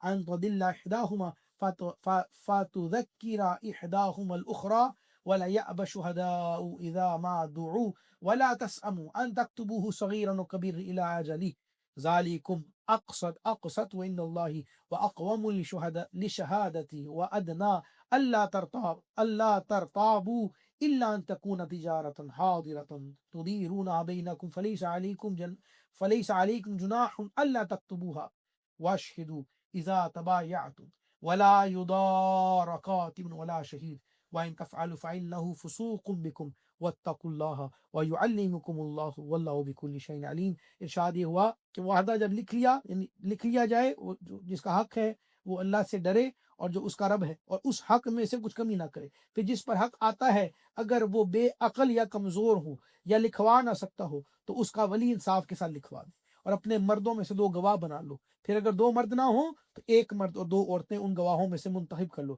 جنہیں تم پسند کرو، تاکہ اگر ان میں سے ایک عورت بھولے تو دوسری سے یاد دلا دے، اور جب گواہوں کو بلایا جائے تو وہ آنے سے انکار نہ کریں، اور قرض چھوٹا ہو یا بڑا اس کی مدت تک لکھنے میں اکتاؤ نہیں، جتنا بھی ہو لکھو مدت، ٹھیک ہے، اس میں اکتاؤ نہیں۔ اچھا، پھر اگلی بات کیا ہے؟ یہ اللہ کے نزدیک زیادہ انصاف کی بات ہے، اور اس میں گواہی خوب ٹھیک رہے گی، اور یہ اس سے قریب ہے کہ تم بعد میں شک میں نہ پڑو۔ ہر معاہدہ لکھا کرو، مگر یہ کہ کوئی ہاتھوں ہاتھ سودا ہو جس کا تم آپس میں لین دین کرو تو اس کے نہ لکھنے میں تم پر کوئی حرج نہیں، اور جب خرید و فروخت کرو تو گواہ بنا لیا کرو، اور نہ کسی لکھنے والوں کو کوئی نقصان پہنچایا جائے، نہ گواہ کو، یا نہ لکھنے والا کوئی نقصان پہنچائے اور نہ گواہ، اور اگر تم ایسا کرو گے تو یہ تمہاری نافرمانی ہوگی، اور اللہ سے ڈرو، اور اللہ تمہیں سکھاتا ہے اور اللہ سب کچھ جانتا ہے۔ ساری بزنس ڈیلنگ چاہے کروڑوں کی ہو تو چاہے ہزاروں کی ہو، ساری ایک بڑے اچھے انداز سے واضح کر دی ہیں۔ اللہ تعالیٰ نے ارشاد فرما دیا، میں خلاصہ جلدی سے آپ کو عرض کر دیتا ہوں، ارشاد یہ فرما دیا گیا، باہمی تجارت کے اعتبار سے، باہمی لین دین کے حوالے سے اصول بیان کر دیا گیا، بتا دیا گیا۔ نمبر 1، جب ادھار کا کوئی معاملہ ہو، خواہ قرض کا لین دین ہو یا خرید و فروخت کا، رقم پہلے دی ہو اور مال بعد میں لینا ہے، یا مال ادھار پر دے دیا اور رقم بعد میں وصول کرنی ہے، یوں ہی دکان کا یا مکان کا کرایہ پر لیتے ہوئے ایڈوانس ہو یا کرایہ کا معاملہ ہو، اسی طرح کی تمام صورتوں میں معاہدہ لکھ لینا چاہیے۔ یہ حکم واجب نہیں ہے، لیکن اس پر عمل کرنا بہت سی تکالیف سے بچاتا ہے۔ ہمارے زمانے میں تو اس حکم پر عمل کرنا ایک نہایت اہم ہو چکا ہے، کیونکہ دوسروں کا مال دبا لینا، معاہدوں سے مکر جانا، کوئی ثبوت نہ ہونے کی صورت میں اصل رقم کے لازم ہونے سے انکار کر دینا ہر طرف عام ہو چکا ہے۔ لہذا جو اپنی عافیت چاہتا ہے وہ اس حکم پر ضرور عمل کیا کرے، ورنہ بعد میں پھر پچھتانا ہی نصیب میں ہوگا۔ اسی لیے آیت کے درمیان میں فرمایا کہ اور قرض چھوٹا ہو یا بڑا ہو اسے اس کی مدت تک لکھنے میں اکتاؤ نہیں۔ دوسری بات، معاہدہ انصاف کے ساتھ لکھنا چاہیے، کسی قسم کی کوئی کمی بیشی یا ہیرا پھیری نہ کی جائے۔ ان پڑھ آدمی کے ساتھ اس چیز کا زیادہ اندیشہ ہوتا ہے۔ تیسری بات، اگر کسی کو خود لکھنا نہیں آتا، مثال کے طور پر بچہ ہے یا انتہائی بوڑھا ہے یا نابینا وغیرہ ہے یا بیچارہ پڑھا لکھا نہیں ہے، تو دوسرے سے لکھوا لے، اور جسے لکھنے کا کہا جائے اسے لکھنے سے انکار نہیں کرنا چاہیے، کیونکہ یہ لکھنا لوگوں کی مدد کرنا ہے اور لکھنے والے کا اس میں کوئی نقصان بھی نہیں، تو مفت کا ثواب اس کو ہرگز نہیں چھوڑنا چاہیے۔ لکھنے پہ یہ چاہیے کہ جس پر ادائیگی لازم آ رہی ہے وہ لکھے یا وہ لکھوائے۔ لین دین کا معاہدہ لکھنے کے بعد اس پر گواہ بھی بنا لینے چاہیے تاکہ بوقت ضرورت کام آئے۔ گواہ کیسے ہوں گے؟ 2 مرد ہوں گے یا 1 مرد اور 2 عورتیں ہونی چاہیے۔ گزشتہ احکام قرض اور ادار کے حوالے سے تھے۔ اگر ہاتھوں ہاتھ کا معاملہ ہے، یعنی فوراً کا سلسلہ ہے، تو رقم دی اور سودا لے لیا تو اس میں لکھنے کی عادت نہیں، جیسے عموماً دکانوں پہ جا کے ہم کرتے ہیں، ٹھیک ہے، تو اس میں ہمیشہ لکھوانے کی عادت نہیں ہے، ٹھیک ہے، پیسے دیے اور چیز خرید لی اور وہاں لکھا نہیں جاتا۔ ہاں، اپنے حساب کتاب کے لیے بل وغیرہ بنا لینا، دکاندار کا اپنے ریکارڈ رکھنا، یہ زیادہ مناسب ہے۔ یوں ہی کوئی چیز وارنٹی پر ہو تو بل بنوایا جاتا ہے کہ بعد میں اس کی بنیاد پر وارنٹی وغیرہ استعمال کی جاتی ہے، یہ بھی اسی کے اندر شامل ہے۔ تو آیت میں لفظ استعمال ہوا یودار، یعنی عربی کے اعتبار سے معروف اور مجہول دونوں معنوں میں استعمال لیا جا سکتا ہے۔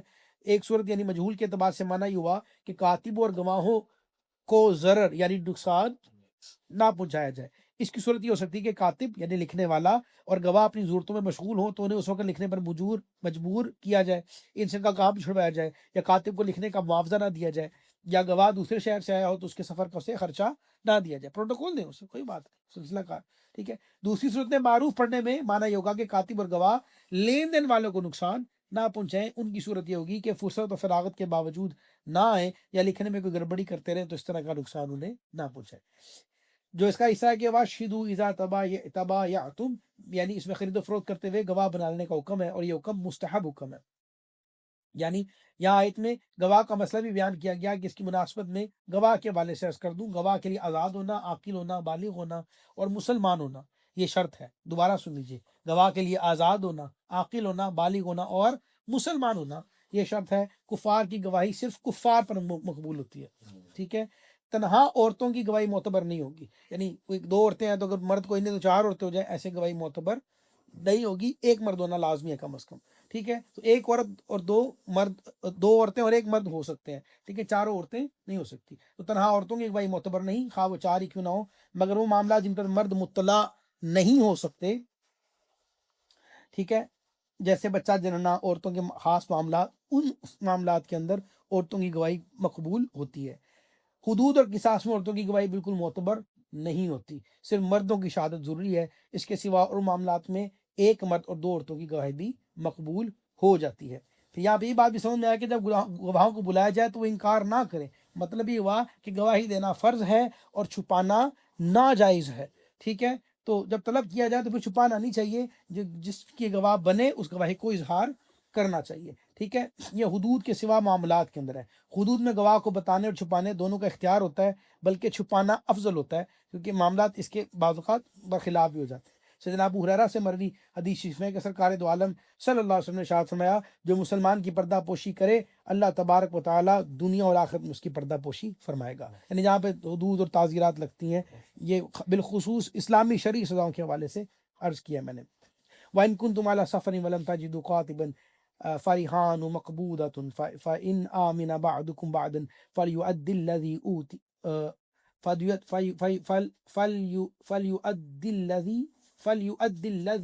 الذي تؤمن امانته وليتق الله ربه ولا تكتموا الشهاده ومن يكتمها فانه آثم قلبه والله بما تعملون بصير علیم۔ اور اگر تم سفر میں ہو اور لکھنے والا نہ پاؤ تو قرض خواہ کے قبضے میں گروی چیز ہو، اور اگر تمہیں ایک دوسرے پر اطمینان ہو تو وہ مقروض جسے امانت دار سمجھا گیا تھا وہ اپنی امانت ادا کر دے، اور اللہ سے ڈرے جو اس کا رب ہے، اور گواہی نہ چھپاؤ، اور جو گواہی چھپائے گا تو اس کا دل گناہ گار ہے، اور اللہ تو رقابوں کو خوب جاننے والا ہے، ٹھیک ہے۔ گروی رکھنے کا مسئلہ بیان کر دیا کہ اگر تم حالت سفر میں ہو اور قرض کی ضرورت پیش آ جائے اور تمہیں کوئی لکھنے والا نہ ملے یا لکھنے کا موقع نہ ملے کہ اوپر بیان کیے گئے حکم پر عمل ہو سکے، تو پھر کیا کرو؟ تو میں کہ مقروض قرض خواہ کے قبضے میں کوئی چیز رہن رکھوا دے کہ یار میں یہ چھڑوا لوں گا بعد میں تم سے، ابھی مجھے اس کے عوض اتنے پیسے دو، میری حاجت ہے، ٹھیک ہے، یہ کر سکتے ہیں، ٹھیک ہے۔ تو ہاں اگر تمہیں ایک دوسرے پر اعتماد ہو اس وجہ سے تم کوئی تحریر وغیرہ نہ لکھو تو اب مقروض کو چاہیے کہ جب اسے امانت دار سمجھ لیا گیا تو اس حسن ظن کو پورا کرے اور اپنی امانت یعنی قرض وقت پر ادا کر دے اور اس ادائیگی میں اللہ تعالیٰ سے ڈرے۔ تو رہن کے حوالے سے قرض وغیرہ ادھار کے معاملے میں رہن رکھنے کا حکم استحبابی حکم ہے، رکھا جا سکتا ہے۔ حالت سفر میں گروی رکھنا آیت سے ثابت ہو گیا، اور غیر سفر کی حالت میں حدیث سے ثابت ہے، بخاری شریف کے اندر اور ترمذی شریف کے اندر حدیث ہے کہ رسول کریم صلی اللہ علیہ وسلم نے مدینہ طیبہ میں اپنی زیرہ مبارک یہودی کے پاس گروی رکھ کر 20 صاع جو لیے تھے، ٹھیک ہے، اللہ اکبر۔ اسی طرح جس چیز کو گروی رکھا جائے وہ قرض خواہ کے قبضے میں دینا ضروری ہے، بغیر اس کے قبضے کے گروی نہیں ہو سکتی، ہوائی معاملہ نہیں ہوگا، ٹھیک ہے۔ اور اس کی پھر مزید تفصیلات ہیں انشاءاللہ آگے آئیں گی تو اس کا ذکر کریں گے۔ گواہی کے حوالے سے آپ نے سن لیا کہ جب گواہی کے معاملات ہیں صراحت سے بیان کرو، گواہی کو ہرگز نہ چھپاؤ، کیونکہ گواہی کو چھپانا حرام اور دل کے گناہ گار ہونے کی علامت کا ذکر کیا گیا۔ اور یاد رکھیے گا گواہی چھپانا کبیرہ گناہ ہے، کبیرہ گناہ ہے، ٹھیک ہے۔ اور حضرت عبداللہ بن عباس سے ایک حدیث مروی ہے کہ کبیرہ گناہوں میں سے سب سے بڑا گناہ اللہ تعالیٰ کے ساتھ شریک کرنا اور جھوٹی گواہی دینا اور گواہی کو چھپانا ہے، ٹھیک ہے۔ یہ جھوٹی گواہیوں والے معاملات آپ جانتے ہیں کیا حالات ہے، ٹھیک ہے۔ للہ ما فی السماوات وما فی الارض وان تبدوا ما فی انفسکم او تخفوه یحاسبکم به اللہ فیغفر لمن یشاء ویعذب من یشاء واللہ علی کل شیء قدیر۔ جو کچھ آسمانوں میں ہے اور جو کچھ زمین میں ہے سب اللہ ہی کا ہے، اور جو کچھ تمہارے دل میں ہے اگر تم اسے ظاہر کرو یا چھپاؤ اللہ تم سے اس کا حساب لے گا، تو جسے چاہے گا بخش دے گا، جسے چاہے گا سزا دے گا، اور اللہ ہر چیز پر قادر ہے۔ یعنی دل میں جو دو طرح کے خیالات آتے ہیں، ایک بطور وسوسہ آتا ہے، ایک بطور عزم و ارادہ آتا ہے۔ وسوسوں سے دل کو خالی کرنا انسان کی قدرت میں نہیں ہے، ٹھیک ہے۔ آدمی نے برا سمجھتا جائے، اس کو برا جانے، یہی اس کے لیے کافی ہے، ٹھیک ہے۔ تو اس کے پر عمل کا ارادہ نہ کرے، اپنے جب بھی آئے تو اسے اپنے آپ کو جھٹک دے، یہ حکم ہے، ٹھیک ہے۔ اس پر مواخذہ نہیں ہوگا، ٹھیک ہے۔ بخاری مسلم کے اندر ہے کہ میری امت کے دلوں میں جو وسوسے آتے ہیں اللہ تعالیٰ ان سے تجاوز فرماتا ہے جب تک کہ وہ انہیں عمل میں نہ لائے یا انہیں اپنے کلام میں نہ لائے، زبان پہ نہ لائے، اپنے معاملات سامنے نہ کرے، اس پہ عمل نہ کرے، ٹھیک ہے۔ تو یہ وسوسے جو ہے وہ اس آیت میں داخل نہیں۔ دوسرے وہ خیالات جن کو انسان اپنے دل میں جگہ دیتا ہے اور ان کو عمل میں لانے کا قصد اور ارادہ کرتا ہے، ان پر مواخذہ ہوگا۔ انہی کا بیان پھر اس آیت کے اندر ذکر کیا گیا کہ اپنے دلوں میں موجود چیزوں کو تم ظاہر کرو یا چھپاؤ اللہ تمہارا ان پر محاسبہ فرمائے گا، ٹھیک ہے۔ جیسے حضرت عبداللہ محدث دہلوی رحمہ فرماتے ہیں جو برا خیال دل میں بے اختیار اور اچانک آ جاتا ہے اسے حاجز کہتے ہیں، یہ آنن فانن ہوتا ہے، آیا اور چلا گیا، یہ پچھلی امتوں پر بھی معاف تھا اور ہمارے لیے بھی معاف ہے، لیکن وہ جو دل میں باقی رہ جائے وہ ہم پر معاف ہے، پچھلی امتوں پر معاف نہیں تھا۔ اس نے کوئی ارادہ کر لیا، بنا لیا، لیکن ابھی تک عمل نہیں کیا، تب بھی معاف ہے۔ اللہ اکبر، کیسا کمال ہے۔ اگر اس برے خیال کے ساتھ دل میں لذت اور خوشی پیدا ہو جائے، یعنی وہ خیال آیا اور اس سے خوشی اور لذت، ایکسائٹمنٹ پیدا ہو گئی، تو اب یہ ہم کہلاتا ہے، اس پر بھی پکڑ نہیں۔ اور اگر ساتھ ہی کر گزرنے کا پختہ ارادہ کر لیا تو پھر یہ عزم ہو جائے گا، اس کی پکڑ ہے، ٹھیک ہے۔ تو کتنے سٹیپس پہ اللہ تعالیٰ نے چھوڑا، عزم جب کر لے گا، پختہ ارادہ کر لیا کہ اب میں کار ہی چھوڑوں گا، اب اس خیال کے اوپر پکڑ ہے، ان کا ذکر یہاں پہ کیا گیا ہے۔ یاد رکھیے کفر کا عزم کرنا بھی کفر ہے، اب عزم سمجھ گئے نا آپ نے، تو کفر کا عزم کرنا بھی کفر ہے، ٹھیک ہے۔ تو یہ سارے معاملات اس حوالے سے ہیں، ٹھیک ہے۔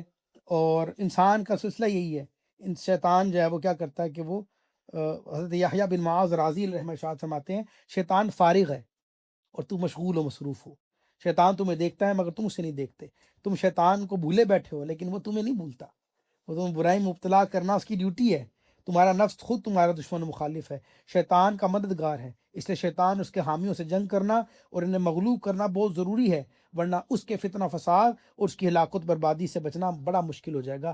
تو ہمارا چونکہ خیال بھی نہیں ہوتا، ہماری پوری زندگیاں گزر جاتی ہیں، ہم نے کبھی غور ہی نہیں کیا، سمجھ رہے ہیں؟ تو اس لیے غور کرنا بڑا ضروری ہے، اس حوالے سے ذکر ہے۔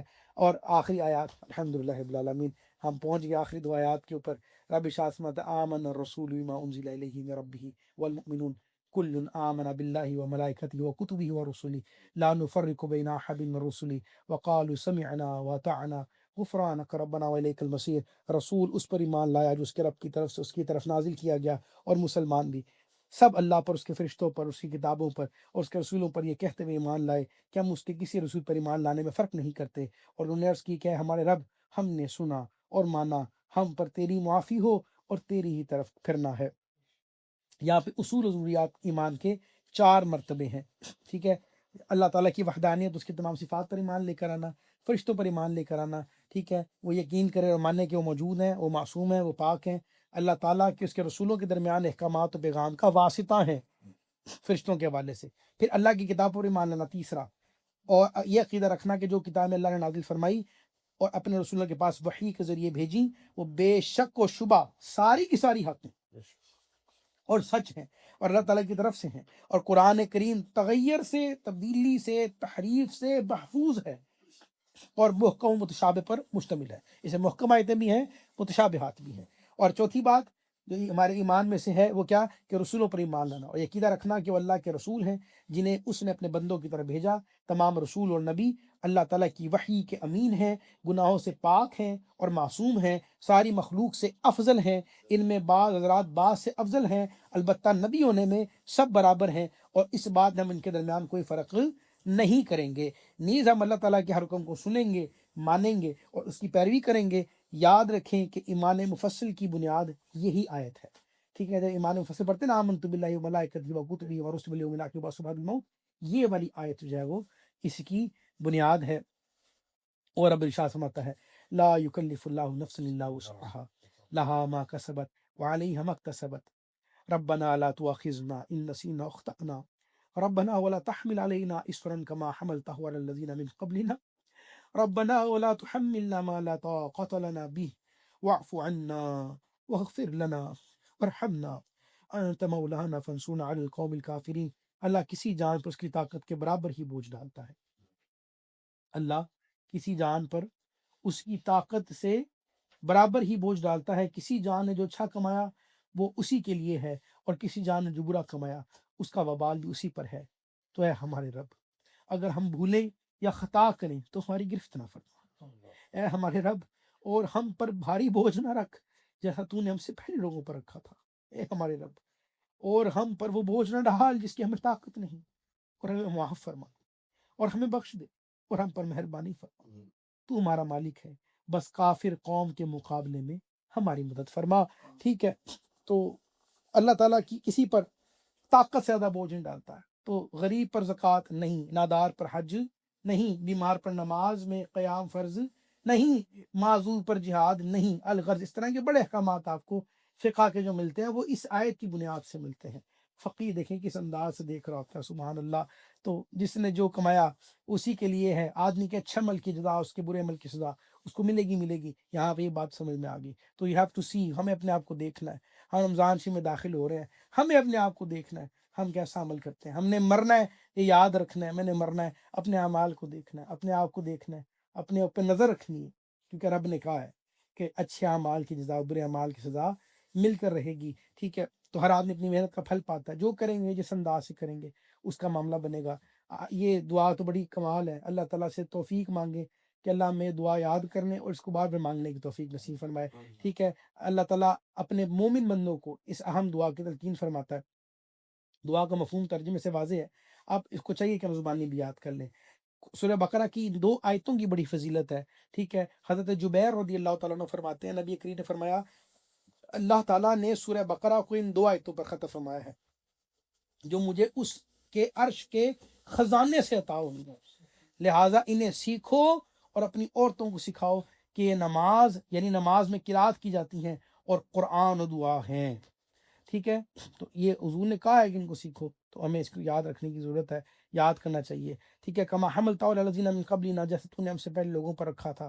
بنی اسرائیل پر کئی احکامات ہم سے بڑے سخت تھے، بعض گناہوں میں وہ توبہ میں خودکشی کرنا پڑتی تھی، ناپاک کپڑے کا جلانا ضروری تھا، گندی کھال کوئی ہو جاتی، کہیں پیشاب کا قطرہ پڑ جاتا، جب تک وہ کھال نہ اکھیڑ لیتے تب تک پاک نہیں ہوتا تھا انسان، ٹھیک ہے۔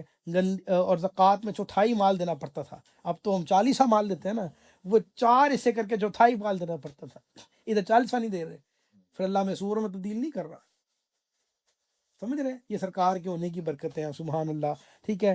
تو اس مقابلے میں ہم پہ تو بڑی آسانیاں ہیں، ٹھیک ہے، یہ بات ہے۔ تو اس اعتراف نعمت کے طور پہ دعا میں عرض کیا جا رہا ہے کہ ہمارے رب ہم پر بھاری بوجھ نہ رکھ جیسا کہ تو نے ہم پہ پہلے لوگوں پر رکھا تھا۔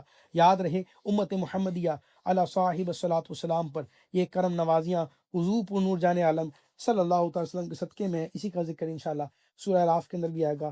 آپ ساروں کو مبارک ہو، الحمدللہ ہم نے سورہ بقرہ آج مکمل کر لی ہے۔